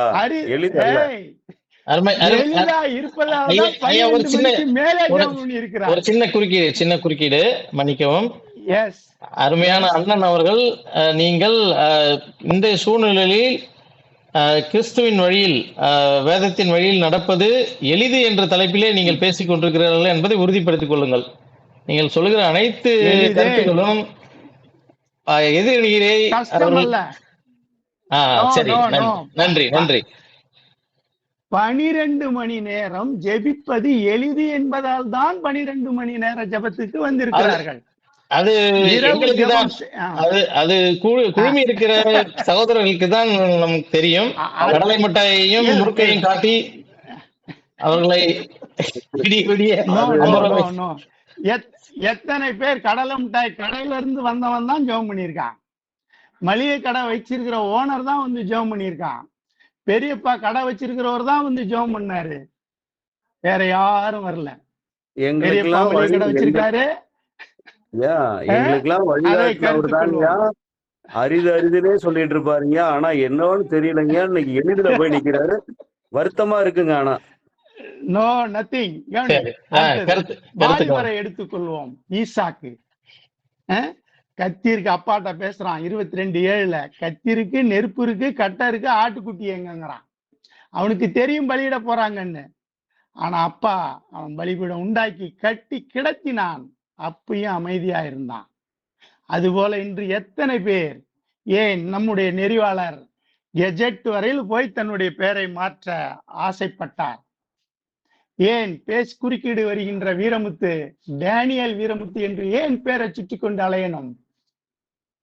எல்லாமே ஈஸி என்பதால் தான், எளிது என்பதால் தான். இன்று ஒன்றை கூறி முடிகிறேன். நியாயாதிபதிகள் 1:11 பரஸ்திரியின் மகன் 11:35 சொல்றான், நான் வாயை திறந்து சொல்லிவிட்டேனே, நான் அதை மாற்றக்கூடாது. ஒரு பரஸ்திரியின் மகன் சொல்லும் போது நீயும் நானும் ஏன் சொல்லக்கூடாது? பரஸ்திரியின் பேத்தி சொல்லுகிறாள் 36 கர்த்தர் உனக்கு ஜெயத்தை கட்டளையிட்டபடியால் உன் வாயிலிருந்து புறப்பட்டபடியே எனக்கு செய். வாழ அல்ல நெறியாளர்களே, சாபமும் எளிதாக தெரிந்து கொண்ட மக்கள் இவர்கள். இன்று அப்படியாக பல ஏச்சுக்கள் மத்தியிலும் தான் இன்று குறுக்கிடுகிற அனைவரும் பைபிள் ரேலி நடத்துகிறீங்க. 10 பாஸ்டரை 10 ஊர்ல இருக்க பாஸ்டரை ஒன்னா சேர்த்து மீட்டிங் நடத்த முடியுமா? இது எத்தனையாவது ஆண்டு நடத்தி கொண்டிருக்கிறீர்கள். அது கஷ்டம் நான் நடத்திட்டு இருக்கீங்க. வந்த கஷ்டத்தை மறந்து எளிதென்று நீங்கள் உற்சாகமாக நடத்துகிறீர்கள். அருமையான எதிரணியின் கடைசி பேச்சாளர் சொல்லுகிறார், எத்தனை கிராமத்தில் ஓடி ஒளிந்து அடிபட்டு திட்டுப்பட்டு விபிஎஸ் நடத்தாமல் வந்தும் இன்று வரை 15, 16, 17 கிராமங்களுக்கு சொல்லிக் கொண்டிருக்கிறார். கஷ்டம் என்று எண்ணினதால் தானா? நோ, இஷ்டம் என்று எண்ணினதால், எளிது என்று எண்ணினால், ஆதலால் எளிதே எளிது. சிறந்த தமிழராக தாங்கள் அவதாரம் எடுத்திருக்கிறீர்கள். இன்னைக்கு சற்று பொறாமையாத்தான் உள்ளது. பேசி முடிங்க, நீங்க முடிங்க. வரேன். ரூத் அநேகருக்கு தெரியும். 1:16 எல்லாமும் இழந்த ரூத், அவள் இஸ்ரவேலின் தேவனை நம்பி வந்தாள், ஜனத்தை நம்பி வந்தாள், இடத்தை தெரிந்து கொண்டு வந்தால். அன்று யோசேப்பு என்னை இங்கே புதைக்காத, என் ஊர்ல போய் புதைன்னது போல புதைக்கப்பட தேடிக்கொண்டு வந்தால் அந்த ரூத்துக்கு சொல்லி கொடுத்தது யார்? இயேசு சொல்லுகிறார் 11:30 மத்தேயுல, என்னிடத்தில் கற்றுக்கொள்ளுங்கள். அன்று 23:3 உபாகமத்துல வெட்டப்பட்ட மோவாப் தேசத்தை வெட்டப்பட்ட இடத்திலே ஒட்டி வைக்கும்படி ரூத் இந்த நாள்ல வருகிறாள். அப்படி வந்து ஏசாயா 11:1 உள்ளபடி ஈசா என்றும் அடிமரம் வேர் பிடித்தது என்பதற்கு ஈடாய் அந்த ஈசாவின் கொள்ளுப்பாட்டியாய் மாறினால் ஒதுக்கப்பட்ட ஒரு பெண், துரத்தப்பட்ட ஒரு பெண், புறக்கணிக்கப்பட்ட பெண். எப்படி? அவள் தன்னுடைய விதவை கோலத்தையும் இஷ்டமாய் எண்ணினதால் தான் இப்படிப்பட்ட ஒரு பெரிய ஒரு காரியத்தை செய்து இஷ்டமாய் வந்தால் என்பதை மறந்துவிடக் கூடாது. இன்னும் நிறைய பேர் இருக்காங்க, சொல்றதுக்கு நேரம் இல்லை. இனியா இருப்பினும் நேரம் குறுக்கீடு வரல என்பதால் நான் தொடர்கிறேன். முதியோர்களை எடுத்துக்கொள்வோம். லூக்கா 2:36 84 வயசு அம்மாவுக்கு ஜெபம் பண்றாங்க, உபவாசம் பண்றாங்க, ஆராதனை பண்றாங்க. எளிதாக எண்ணினதால் தானே. உடனே போயிடாதீங்க, அது அந்த காலம்னு. இன்று நம்முடைய சபையில எத்தனை விதவைகள். ஒரு சின்ன குறுக்கீடு வீரமணி அவர்கள், வீரமணி சவுதியில் இருந்து இணைந்திருக்கிற அருமையான சகோதரன் ஒரு குறுக்கீடு செய்கிறார். அவருடைய கருத்தில் ஒரு சிறிய கேள்வி மாத்திரம் தானா, நான் ஆப்போசிட்ல இருந்து கேட்கல. சோ அதே ஏசு கிறிஸ்து வாழ்ந்த காலத்துலதான் ஒரு வாலிபனை வந்து உன்னுடைய சொத்துக்கள் எல்லாத்தையும் வித்துட்டு நீ வந்து ஏழைகளுக்கு கொடுன்னு சொல்றாரு. அதே அந்த காலத்துல இப்ப நீங்க சொல்றீங்க அந்த காலத்துல இத்தனை பேர் இருந்தாங்கன்னு. ஐயா வணக்கம். குறுக்கீடு ஐயா, ஒரு நிமிஷம் ஐயா. வீரமணி நீங்க இதுல இருக்கீங்களா? இந்த 6 பேர்ல இருக்கீங்களா? இல்லண்ணே, நான் ஒரு வெற்றிச்சிறைகள் ஐயா கொடுத்தாளுங்க அவருடைய சந்தேகம் கேளுங்க. ஐயா நீங்க நெறியாளத்தை கேளுங்கய்யா. நீங்க அவரு வாக்குவாதம் பண்ணிட்டு இருக்கோம், நீங்க இடையில வந்து கருத்து சொல்ல வேணாம். நீங்க ஐயா முடிச்ச நீங்க பிறகு வாங்கய்யா. நெறியாளரையா அவரை நீங்க போக சரி சொல்லுங்க. ஓகே அப்ப ஓகே ஓகே ஓகேண்ணா ஒரு ஓகே சண்டையின் தேவராஜ் சார் அவரு ஆவி வரனாரு. அருமையான வெற்றி சிறைகள் ஐயா பொதுவாக அமைதியாக இருப்பார் என்று ஒரு சவுளின் ஆவி அவருக்குள்ளாக புகுந்திருப்பதை அறிகிறேன். அருமையான அண்ணன் ஜோஷு அவர்கள் தொடரவும். தேங்க்யூ. அன்று அண்ணால் மட்டுமில்லை, இன்று அநேக அண்ணாக்கள் நம்முடைய சபையிலும், ஏன் இங்கே குமி இருக்கிற சபைகள் அனைத்திலும் இருக்கிறார்கள். அனைத்தையும் இழந்தாலும் ஜெபத்தை இழக்காமல், உபவாசத்தை இழக்காமல், ஆராதனை இழக்காமல், ஆலயத்தை இழக்காமல் வாழ்வது எளிதே என்றதால் வந்து கொண்டிருக்கிறார்கள். சிமியோனை எடுத்துக்குங்க. அதே லூக்கா 2:25 கண்ணு தெரியல, காது கேட்கல, நடக்க முடியல, ஆவியில் உற்சாகம் உள்ளதுடன் ஆவியின் ஏவுதலால் வந்தார். இன்று அநேகர் கலாத்தியர் 5:16 இருக்கிறது போல ஆவிக்கும் மாமிசத்துக்கும் போராட்டம் உண்டு. நீ ஆவிக்கு சோறு போட்டா ஆவி உன்னை பாதுகாக்கும், ஆவியானவர் உன்னை எளிமையாய் நடத்துவார். என்னிடத்தில் கற்றுக்கொள்ளுங்கள், அது சுமை இலகுவானது என்று 11:30 சொல்லுகிறார். ஆனால் மாமிசத்துக்கு போடும்போது அது உன் கண்ணுக்கு முள்ளாகும் என்று சொல்லுகிறார். கண்ணுக்கு முள்ளாகவும் இடுப்புக்கு விழாவாகவும் இருக்கும் பொழுதுதான் அது கஷ்டம். நீ கீழ்ப்படிந்து நான் சொந்த ஜாதி, நான் சொந்த ஜனம் என்று நீ நினைக்கும் பொழுது அது எளிதே. மாமிசத்தை நீ விதைத்தால், மாமிசத்துக்குரிய விபச்சாரம், வேசித்தனம், அசுத்தம், காமகரம், அன்கண், பொறாமை, எரிச்சல், கோபம் இவைகள் இருந்தால் உனக்கு கஷ்டம். ஆவிக்குரிய அன்பு, சமாதானம், இச்சடக்கம், தயவு, கிருபை இருந்தால், இப்படிப்பட்ட ஆவியின் கனியில் இருந்தால் அது உனக்கு எளிது. இன்னமும் சொல்லலாம், எனக்கு தெரியல நேரம், எனக்கு போறேன். நன்றி நன்றி. காலத்தை கருத்தில் கொண்டு இரண்டாவது சுற்று உண்டா தம்பி? இல்ல, நீங்க கடைசியா ஒரு 30 வினாடிகள் உங்களுடைய கருத்துக்களை சொல்லி முடியுங்க. இப்ப ஒரே நிமிஷத்துல நான் போயிடுறேன். நிமிஷம் இல்ல, அரை நொடி, அரை நிமிடம். எப்பாடி ஒரு நிமிஷம் சேர்த்து கொடு போதும். ஆக்ஸ் குடும்பத்தை எடுத்துக்கிறேன். ஒரு குடும்பம் ஆக்ஸ் 16:35 நடுராத்திரில ஜெயில இருக்கு. 16:35 பொழுது விடியும் முன் ஞானஸ்தானம் நடந்துருச்சு, விருந்து நடந்துருச்சு. அவங்க எப்படி இஷ்டம் நினைச்சதாலதான் நடுராத்திரில சமைச்சு விருந்து கொடுத்தாங்க. மட்டுமல்ல, மாற்றுத்திறனாளிகள் பர்த்திமேயு குருடன் கண்டுபிடித்தான், பின் சென்றான், மகிமைப்படுத்தினார்கள். குள்ளன் ரட்சிக்கப்பட்டான்.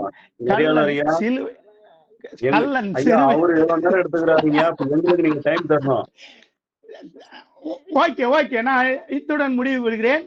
ஒரே அரை நிமிடம், தம்பி கொடுத்த அரை நிமிடத்துல நான் முடிச்சு விடுகிறேன். இன்னும் அரிதாக இல்ல இந்த முடிச்சிடறேன்.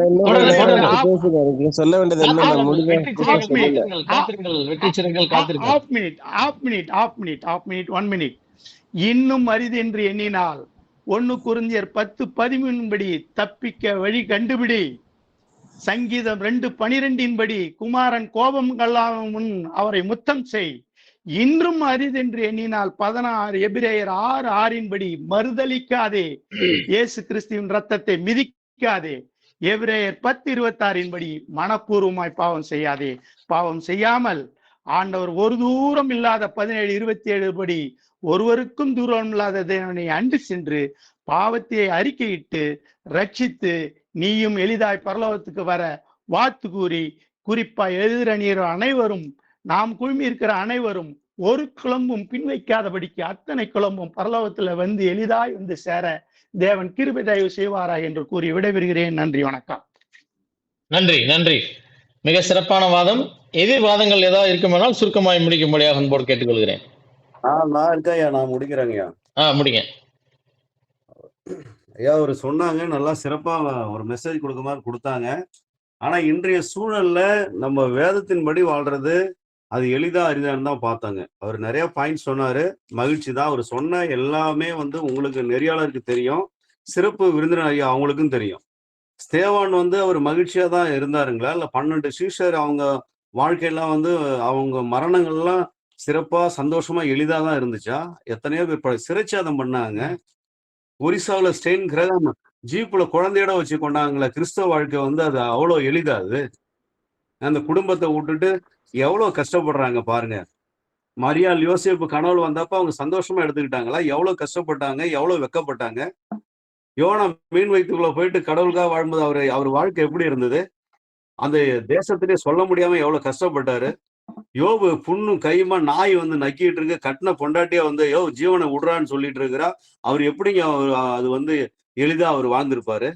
அரிதான வாழ்க்கை. இயேசுவை நம்பி வாழ்கிற பொழுது அந்த வாழ்க்கை வந்து கடைசியில முடிவு வந்து துக்கம் சந்தோஷமா மாறுது. ஆனா வாழக்கூடிய வாழ்க்கை முறைகள், இயேசு கிறிஸ்துவே அவர் வளர்ந்த விதமே அரிதுதாங்க. அவர் எங்கெங்க சந்தோஷமா வாழ்ந்திருக்காரு? ஒரு இடம் சொல்லுங்க, அவர் மகிழ்ச்சியா கண்ணீர் விட்டாருன்னு வேதத்துல இருக்குது. இயேசு மிகவும் சந்தோஷப்பட்டு களி கூர்ந்து துள்ளி குதித்தாருன்னு நம்ம ஏதாவது பார்க்க முடியுதுங்களா? ஐயா, நான் கேட்கிறேன், நம்ம தலைப்புக்கு வாங்க. இன்றைய சூழல் என்ன நன்றி இருக்கு? நன்றி ஜாஷுவா சார் மட்டும் சொல்லிட்டாங்க. நன்றி சகோதரர். அருமையான மன்னிக்கவும் சரிங்க, மன்னிக்கவும் சரிங்க. நேரத்தை கருத்தில் கொள்வோம். அருமையான ஐயா ஜெயபால் ஐயா தன்னுடைய எதிர்வாதத்தை வைக்கும்படியாக கரங்களை உயர்த்தியிருக்கிறார். ஐயா ஒரு சில மணித்துளிகள்ல முடிங்க. ஷெக்கினா ஐயா, உங்க மைக்க மியூட்ல மைக் ஆ ஆன் பண்ணிட்டு. பிரைஸ் லாடுங்க ஐயா, பிரைஸ் லார்ட். மகிழ்ச்சி. இப்போ நம்முடைய இந்த சகோதரர்கள் எல்லாம் நம்ம பேசுறாங்க. ஆ அதுல ஒரு விஷயத்த எனக்கு கேட்டாங்க. அவங்க எல்லாமே வந்து இன்றைய சூழ்நிலையில் ம் வேதத்தை கைக்கொள்வது மிகவும் அரிதான காரியம், மிகவும் கஷ்டமான விஷயம்னு சொல்றாங்க. ம் கஷ்டம் கஷ்டம் இங்க இல்லைன்னு சொல்லவே இல்லை. கஷ்டம் ம் இருக்கிறது.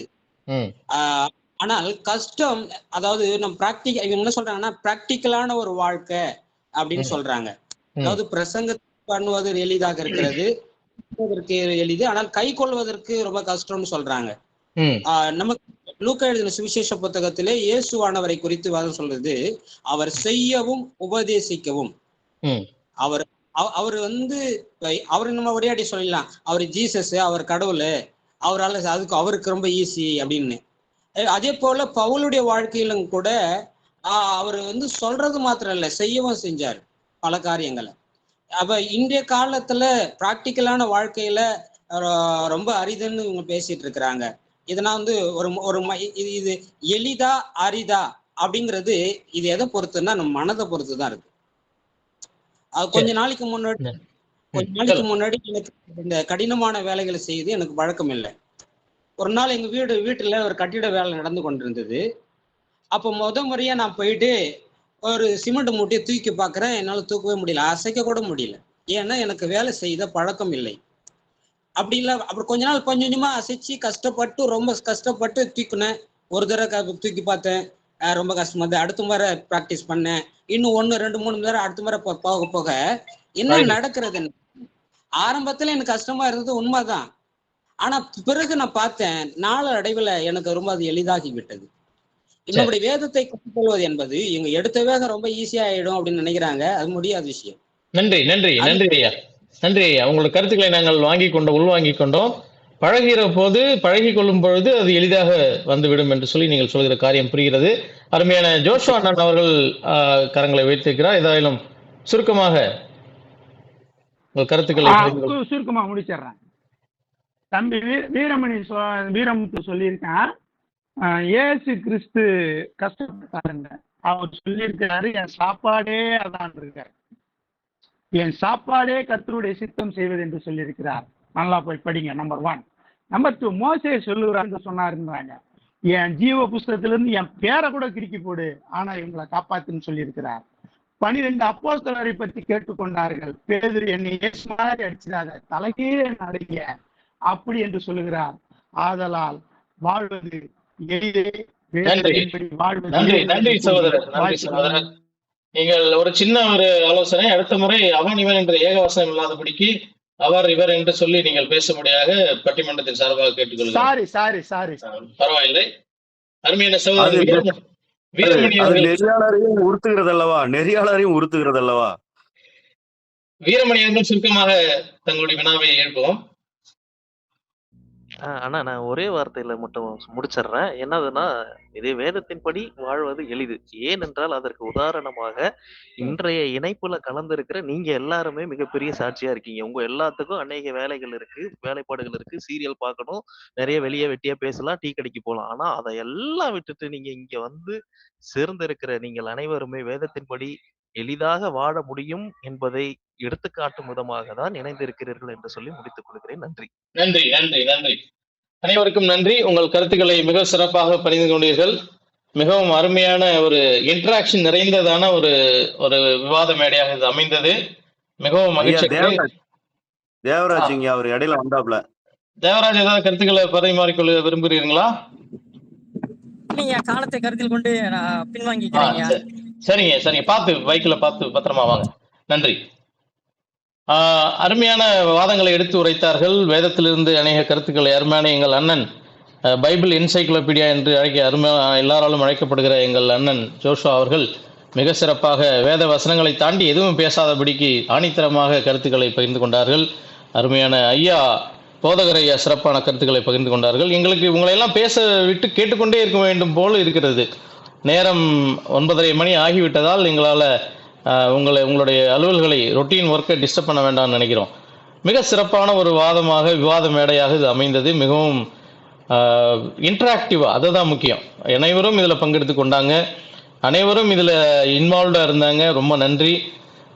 எனக்கு ஒரு சின்ன ஒரு கருத்து ஒன்று ஞாபகம் வருது. அருமையாக ஒரு கொஞ்சம் வருடங்களுக்கு முன்பாக எங்களுடைய ஆற்காடு லூத்தரன் சபையில் ஒரு ஐயா, ஒரு போதகர் ஐயா ஒருத்தவங்க இருந்தாங்க. ஒரு பேர் பாண்டியராஜன் அப்படின்னு சொல்லுவாங்க. அந்த ஐயா ஒரு காரியத்தை அடிக்கடி சொல்லுவார். எப்படின்னா, அவர் ஒரு வேடிக்கையாக நகைச்சுவாக சொல்லுவார். எப்படின்னா, ஒரு மனுஷன் போய் இன்னொரு மனுஷங்கிட்ட சொல்கிறார், ஒரு பாஸ்டர்கிட்ட சொல்கிறார், ஐயா என் பையனுக்கு வயிற்று வலிங்க ஐயா அப்படின்னு சொல்கிறார்.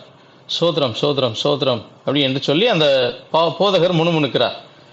ஐயா என் பையனுக்கு கொஞ்சம் வயிற்றால 3 நாளாக ரொம்ப சீரியஸாக இருக்குங்க ஐயா, ஸ்தோத்திரம் ஸ்தோத்திரம் ஸ்தோத்திரம். திரும்பவும் அவர் ஸ்தோத்திரம் சொல்கிறார். அப்போது அந்த மனிதன் கேட்கிறான், யார் வீட்டு பிள்ளைக்கு வயிற்றால ஓடுறது, யார் சோத்திரம் சொல்கிறது? அடுத்தவர்களுக்கு நடக்கிற பொழுது நாம் சோத்திரமும் நாம் வாயிலிருந்து வருகிற வார்த்தைகள் அடுத்தவர்களை ஆறுதல் படுத்துகிறவர்களாக இருக்கிறதா அப்படின்னு சொல்லி ஒரு வேடிக்கையாக ஒரு காரியத்தை கேட்பார். அது போக நம்முடைய வாழ்க்கையில அருமையான சகோதரர் போதகரையா அவர்கள் சொன்ன பிரகாரமாக ஆரம்பத்திலே காரியங்கள் மிகவும் கடினமாகத்தான் இருக்கும், மிகவும் கஷ்டமாகத்தான் இருக்கும், மிகவும் போராட்டம் நிறைந்ததாகத்தான் இருக்கும். அருமையான ஜோஷா அவர்கள் நிறைய கருத்துக்களை வைத்திருக்கிறார்கள். அவர்களுக்கு ஒருவருக்கு மட்டுமே நாம் ஒரு தனியாக விவாத மேடை நடத்துவோம் என்று சொல்லி நாம் உறுதியளிக்கிறோம். மிக முக்கியமான கருத்தாக இருக்குமானால் ஒரு 10 நொடிகளில் நீங்கள் பகிர்ந்து கொள்ளுங்கள். நன்றி. கண்டிப்பாக கண்டிப்பாக. அதே போதகர் ஐயா சொல்லுவாரு, ஒரு ஆரஞ்சு பழத்தை மேல டேபிள் மேல வச்சுட்டு இனிக்குதா கசக்குதான்னு கேட்டா தெரியாது, அதை உரிச்சு சாப்பிட்டாதான் தெரியும். அதுபோல வேதத்தை அப்படியே வைத்திருந்தால் அது எளிதே அப்படின்னு சொல்ல முடியாது, கஷ்டம்னு சொல்ல முடியாது. அனுபவிக்கு பார்க்கும்போது தான் அது எளிதுன்னு கண்டுபிடிக்க முடியும். தேங்க்யூ. சுவைத்து பாருங்க, கர்த்தர் நல்லவர் என்பதை சுவைத்து பாருங்க என்று சொல்கிறார் அருமையான ஷெக்கீனா ஐயா அவர்கள். சுருக்கமாக உங்கள் கருத்தை பதிவு செய்யும்படி அன்போடு கேட்டுக்கொள்கிறோம். போதகர் ஐயா, ஜெயபால் ஐயா, நீங்கள் சந்தோஷம், மகிழ்ச்சி. சரி, நாம் இறுதி முடிவுகளுக்கு செல்லும் முன்பாக அருமையான நம் மத்தியில் இணைந்திருக்கிறதான ஐயா ஏஜி சபையின் போதகர் ஐயா அவர்களை, மீண்டுமாக சாலமோன் ஐயா அவர்களை சுருக்கமாக ஒரு நிமிடத்திலே அவருடைய கருத்துக்களை பரிமாறிக்கொள்ளும்படியாக அன்போடு நாங்கள் கேட்டுக்கொள்கிறோம். நல்ல ஒரு கிளாரிட்டி கொடுக்கும்படியாக கேட்டுக்கொள்கிறோம். ஐயா வாங்க ஐயா. இன்றைய சூழ்நிலை, அதை ஒருத்தர் வலியுறுத்தி சொன்னாங்க. இன்றைய சூழ்நிலை தான் 1ஆவது நூற்றாண்டிலே இருந்தது. அப்போஸ்தலர் புத்தகத்தை வாசிக்கும் போது தெளிவாக தெரியும். விசேஷமா 4வது அதிகாரத்துல பாத்தீங்கன்னா அன்றைய சூழ்நிலை. ஆனால் தேவ சித்தத்தின்படி வசனத்தை சொன்னார்கள். அடுத்து ரட்சிக்கப்பட்டு கர்த்தருடைய பிள்ளையா இருக்கிற ஒவ்வொருவரும் கொலோசியர் 2:6 இயேசுவை ஏற்றுக்கொண்டால் அவருக்குள் வேர்கொண்டு அவர் மேல் கட்டப்பட்டு அவரோடு கூட நடக்கணுங்கிற வார்த்தையின்படி வசனத்தில் நிலைத்திருந்து தேவனுடைய உறவில் பலப்பட்டு தேவனையே சார்ந்து இருக்கும் பொழுது இது நமக்கு நிச்சயமாக சாத்தியம். ஆண்டவர் மகிமைப்படுவாராக. அடுத்து ஒரு காரியத்தை சொல்ல விரும்புகிறேன், தயவாய் கவனிக்கணும். ஒருவர் பைபிளை எனக்கு படிக்க முடியல அப்படின்னு வெளி தேசத்துல அழுதார்கள் என்று சொல்லி, அதுதான் பவுல் தெளிவா எழுதியிருக்கிறார். 2 கொரிந்தியர் 3:3 வாசிக்கும் பொழுது, அன்னைக்கு கற்பலகையில மோசடி கொடுத்தாங்க, உடைச்சு போட்டாச்சு, எடுத்து நாள் ஒன்று போயிடுச்சு, இன்னைக்கு இருதய பலகையில் நீங்கள் எழுதி வைத்துக் கொள்ளுங்கன்னு எழுதுறாரு. 2 கொரிந்தியர் 3:3. நம்முடைய இருதயத்துல தேவனுடைய வார்த்தை இருக்கும் பொழுது யாராலும் எடுத்து போட முடியாது. கடைசியாக ஒரு கூட்டு சொல்ல விரும்புகிறேன். ஒட்டுமொத்தத்துல அப்போஸ்தலன் பவுல் கேட்டீங்கன்னா அவரே சொல்லுவார். ரோமருக்கு எழுதின நிருபம் 7வது அதிகாரத்துல 15 to 20 வரைக்கும் சிம்பிளா ஒரு வரியில சொல்றேன், நான் விரும்புறத செய்யல, நான் வெறுக்கிறத செய்யறேன். ஏன் செய்யறேன்? எனக்குள் இருக்கக்கூடிய பாவமே. அப்போ ஒட்டு மொத்தத்துல எந்த அளவுக்கு மாமிசத்தின் மீது நாம் வெற்றியை சிறக்கணுமோ அந்த அளவுக்கு வசனத்துக்கு கீழ்ப்படிய முடியும், அந்த அளவுக்கு வசனத்தின்படி வாழ முடியும். இந்த வசனம்தான் நமக்கு உள்ளர இருக்கணும். இயேசு பிசாச வசனத்தினால ஜெயித்தார். ஆனா அதே வசனத்தை வச்சுதான் செய்யக்கூடாதுன்னு சொன்னது உண்டோன்னு சொல்லி தேவனுடைய வச்சு ஏமாற்ற வரும்போது அதை ஏமாந்தான். சோ அதனால இந்த வேலையில ஆண்டவருடைய அருமையான தினத்துக்காக நன்றி. அடுத்து சந்தோஷத்தை குறித்து எல்லாரும் சொன்னார்கள். உபத்திரவத்தில் பிலிப்பியர்களுக்கு நிருபம் பவுல் எங்க எழுதுறாருன்னு எல்லாருக்குமே தெரியும். 4:4 சொல்லும்போது சந்தோஷமாய் இருங்கள் என்று மறுபடியும் சொல்லுகிறேன். அந்த அகைனாடுங்கிறார். எதுல? ஜெயில்ல. அப்போ நம்ம உபத்திரவத்திலையும் கர்த்தருக்குள் சந்தோஷமா இருக்க முடியும். இந்த வாய்ப்புக்கு நன்றி. எல்லாரையும் கர்த்தர் ஆசீர்வதிப்பார், எல்லாரையும் நேசிக்கிறார். ஒரே ஒரு காரியம், தேவனுடைய அன்பை பெற வேண்டுமானால் பரிசுத்த ஆவியானவர் துணை இல்லாமல் முடியாது. ரோமருக்கு எழுதின நிருபம் 5:5 வாசிக்கும் பொழுது தேவனுடைய அன்பை பரிசுத்த ஆவியானவர் அளவில்லாதபடி நம் உள்ளங்களிலே ஊற்றும் பொழுது எதையும் தாங்கவும் சகிக்கவும் அவருக்காக வாழவும் அவரை நேசிக்கவும் முடியும் என்று எல்லாருக்கும் கூறி விடைபெறுகிறேன். கர்த்தர் உங்களை ஆசீர்வதிப்பார். தேங்க்யூ. நன்றி ஐயா, நன்றி. மிகவும் சிறப்பான கருத்துக்களை எங்களோடு பகிர்ந்து கொண்டீங்க. வேதத்திலிருந்து எப்படி வாழ வேண்டும் என்ற கருத்துக்களை எங்களோடு பகிர்ந்து கொண்டீங்க.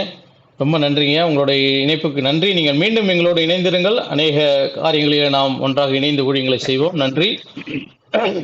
நாம் கடைசி முடிவுக்குள்ளாக நாம் செல்வோம். அருமையான இரு குழுவினரும் மிக சிறப்பாக தங்களுடைய வாதங்களை எடுத்துரைத்தார்கள். வேதத்தை நன்றாக அலசி ஆராய்ந்திருக்கிறார்கள். மிகச் சிறப்பாக வாதங்களை ஆணித்தரமாக சொல்லியிருக்கிறார்கள். அவருடைய குழுவினர்களும் அவருக்கு நல்ல உறுதுணையாக இருந்திருக்கிறார்கள். நன்றி. இன்றைய விவாத மேடையில், இந்த மார்ஸ் மேடை போன்ற இந்த விவாத மேடையில் தலைப்பாக இருக்கக்கூடியது இன்றைய சூழலில் வேதாகமத்தின்படி வாழ்வது அரிது அல்லது எளிது. நம்ம அநேக விஷயங்களை இன்னைக்கு பேசணும். அண்ணன் அருமையான ஜோஷுவா நிறைய காரியங்களை சொன்னார். வில்லியம் டிண்டேலை பற்றி பேசினார், கிரஹாம் பற்றி பேசினார், சாரா டக்கரை பற்றி பேசினார், ஐடாஸ் கடரை பற்றி பேசினார். இவங்க அனைத்து மிஷனரிகளையும் நாம் பார்க்கிறோம். அனைத்து மிஷனரிகளுடைய வாழ்க்கையிலும் ஒருவேளை முடிவு சம்பூர்ணமாய் பரிசுத்தமாய் நல்ல பலனை கொடுத்திருந்தாலும் அவர்கள் கடந்து சென்ற பாதை மிகவும் வழி நிறைந்த பாதையாகத்தான் இருந்திருக்கிறது. விசேஷமாய் சொல்லுவோமானால் ஸ்தேவானை சிரச்சேதம் கல்லால் அடித்துக் கொள்கிறார்கள். யோவான் ஸ்நானகனை சிரச்சேதம் செய்கிறார்கள். சிரச்சேதம் செய்யும் போதும் கல்லால் அடித்து கொள்ளும் போதும் வலி வருகிறதா, ரத்தம் வருகிறதா, அதற்கான வேதனைகள் ஏற்படுகிறதா அப்படின்ற கேள்வி எஞ்சி நிற்கிறது. அந்த வலி நிறைந்த பாதையில் அவர்கள் எதிர்நோக்குவது ஆண்டவருடைய சிந்தை, ஆண்டவருடைய நோக்கம் நம்முடைய வாழ்க்கையில் நிறைவேறுகிறது என்ற அந்த நம்பிக்கையோடு, அந்த விசுவாசத்தோடு அவர்கள் முன்னேறி சென்று கொண்டிருக்கிறார்கள்.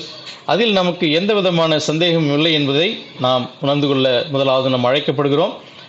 இன்றைய காலத்திலே சமூகத்தின் போக்குகளுக்கு எதிராக நின்றே ஆக வேண்டும்.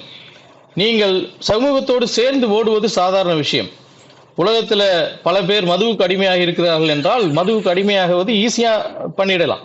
அது ஒரு பெரிய விஷயம் கிடையாது. பொய் சொல்லாம வாழ்ந்துறது ரொம்ப கஷ்டம். பொய் எல்லாரும் பேசுறாங்க, நானும் பொய் பேசிடுவேன்றது ரொம்ப எளிமையான காரியம். இந்த உலகத்துல எல்லாரும் தங்கள் மனம் போகிற போக்கிலே வாழ்ந்து கொண்டிருப்பார்களால், காத்தடிக்கிற திசையில் வாழ்ந்து கொண்டிருப்பார்கள், ஓடிக்கொண்டிருப்பார்கள், அது எளிமையான காரியம்.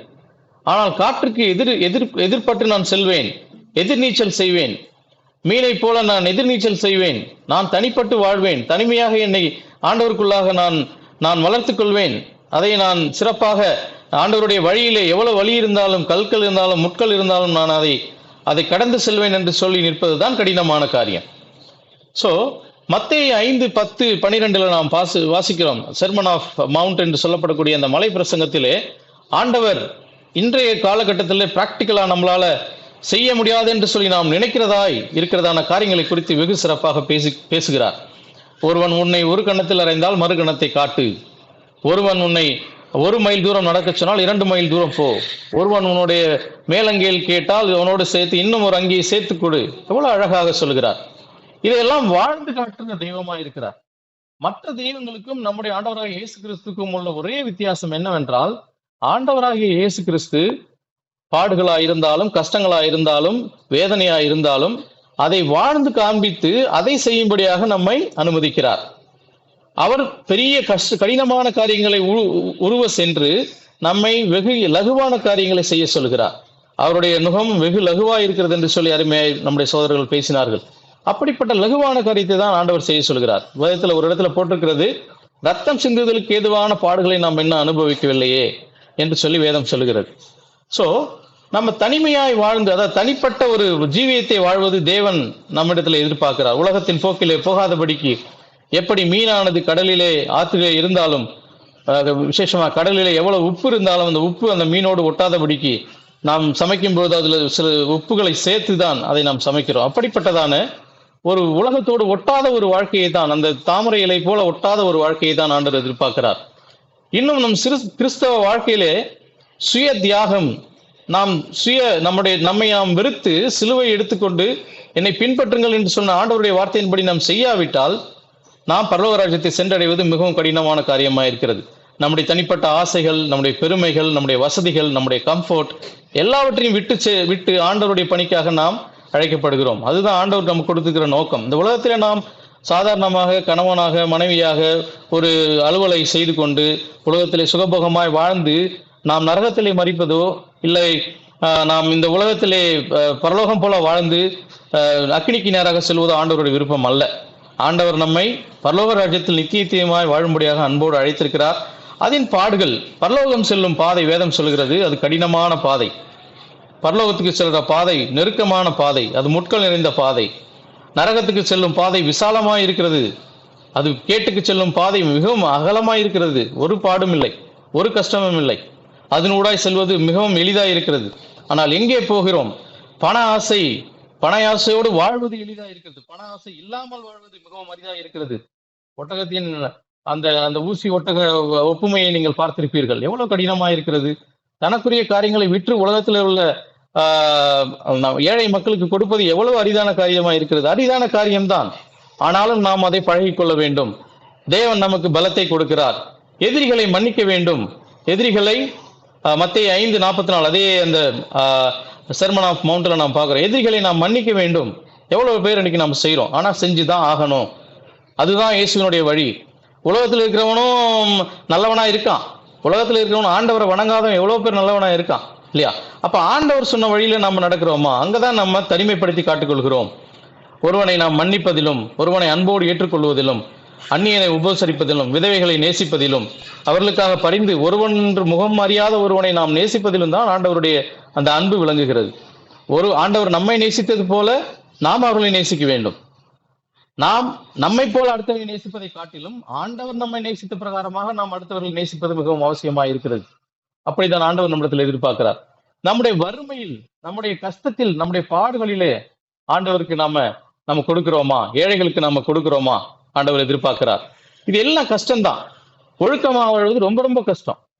நீதியோட வாழ்வது, நெறியோட வாழ்வது ரொம்ப கஷ்டம். பட் கஷ்டத்தோட இருக்கும், கஷ்டமா இருக்கு, என் வாழ்க்கையில போராட்டமா இருக்குன்றதுக்காக எனக்கு வசதியான இடத்தை நான் தேடி ஓட முடியாது.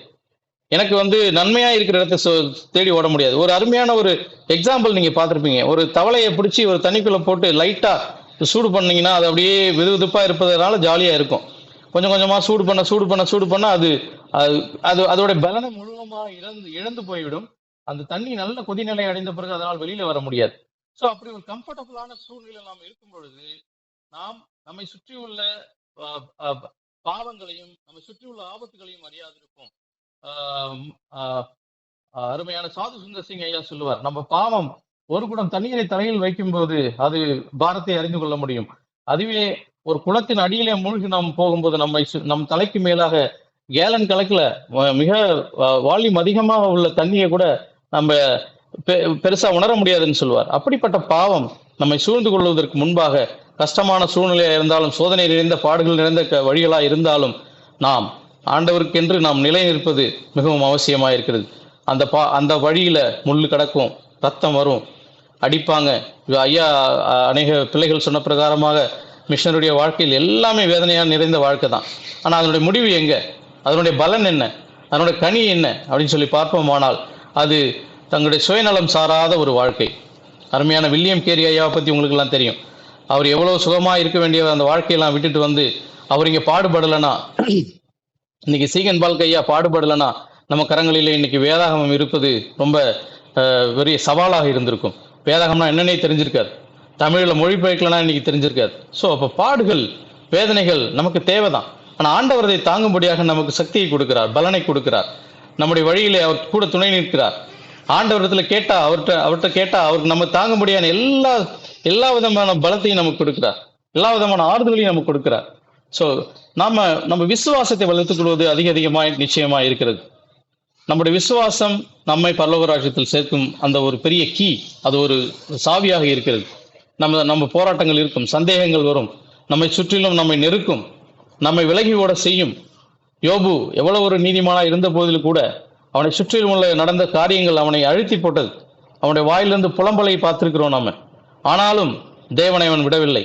கர்த்தர் கொடுத்தார், கர்த்தர் எடுத்தார் என்று சொல்லி ஆண்டவரிடத்தில் அந்த பலனை பெற்றுக்கொண்டு சமாதானமாய் அவன் ஆண்டவரை மகிமைப்படுத்தி கொண்டிருந்ததை நாம் பார்க்கிறோம்.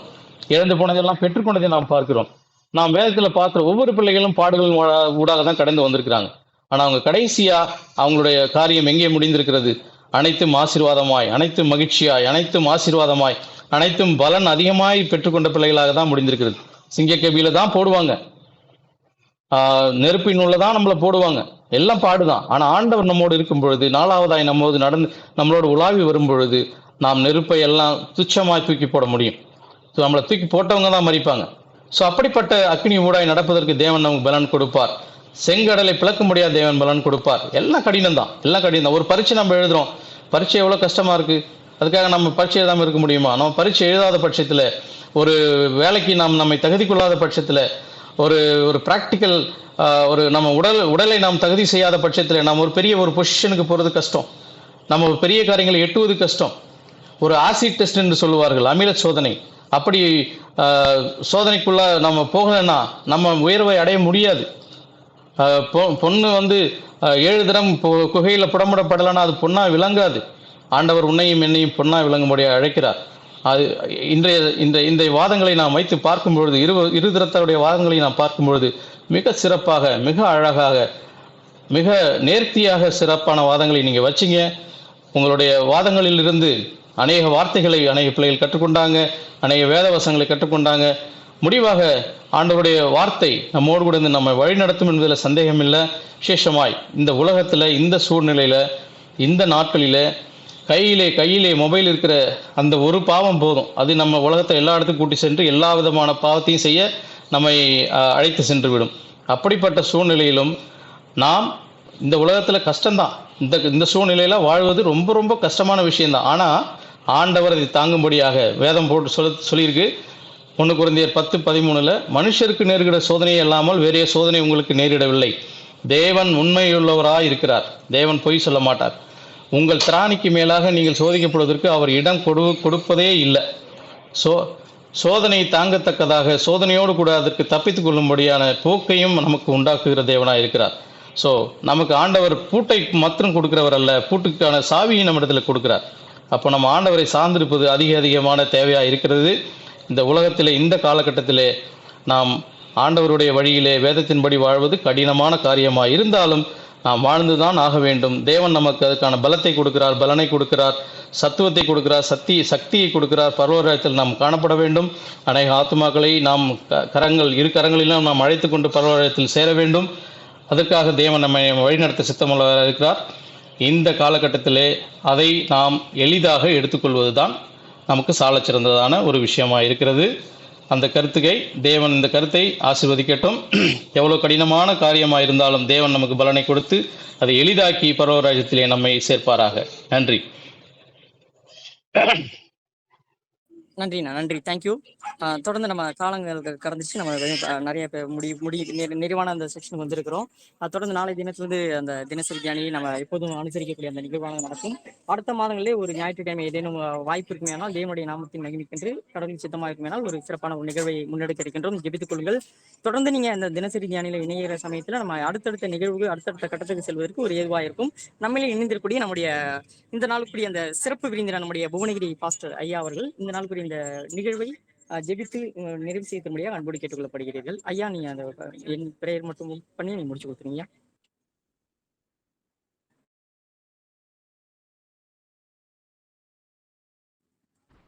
கர்த்தராகிய தேவன் உடைய வார்த்தையினால் எல்லாவற்றையும் படைத்து உண்டாக்கி சிருஷ்டித்து எபிரேயர் 1:3 சொல்கிறது. கர்த்தரால் படைக்கப்பட்ட ஒவ்வொன்றையும் வசனத்தின் வல்லமையினால் தாங்கி கொண்டிருக்கிறீர் ஆண்டவரே. எங்களையும் நீ தாங்கி கொண்டிருக்கிறீர். விவாதத்துக்கு பேசினாலும் ஒவ்வொரு தனிப்பட்ட நபரையும் குடும்பத்தையும் நீங்க எல்லாருடைய காரியத்தையும் உடைய வார்த்தை தாங்கி கொண்டிருக்கிறதுக்காக நன்றி. அந்த வார்த்தைக்கு ஒப்பு கொடுக்கிறோம். எல்லாரையும் கர்த்தர் ஆசீர்வதிப்பீராக. நாங்கள் செய்கிற ஒவ்வொரு காரியத்திலையும் கர்த்தர் நீர் மகிமைப்படும்படியாய் தாழ்த்தி ஒப்பு கொடுக்கிறோம். பெரிய காரியத்தை செய்யும் இயேசு கிறிஸ்துவினுடைய சிந்தை, ஆவியின் சிந்தையை கர்த்தர் எங்களுக்கு கொடுத்து நடத்த அர்ப்பணிக்கிறோம். இயேசுவின் நாமத்தில் பிதாவே, ஆமென். தேங்க்யூ. ஆமென், ஆமென், ஆமென். தேங்க்யூ. என் ஆத்மாவே கர்த்தரை ஸ்தோத்திரி,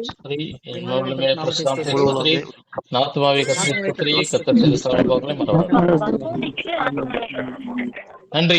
இணைந்த அனைவருக்கும் நன்றி. மீண்டும் ஒரு நல்ல ஒரு நிகழ்ச்சியிலே நாம் சந்திப்போம். நீங்களும் தொடர்ந்து பங்களியுங்கள்.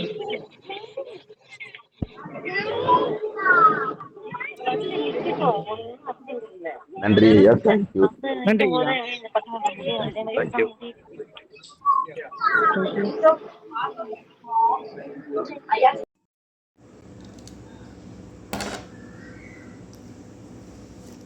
என்னடி இங்க வந்து பிரச்சனை பண்ணிட்டு இருந்தேன்.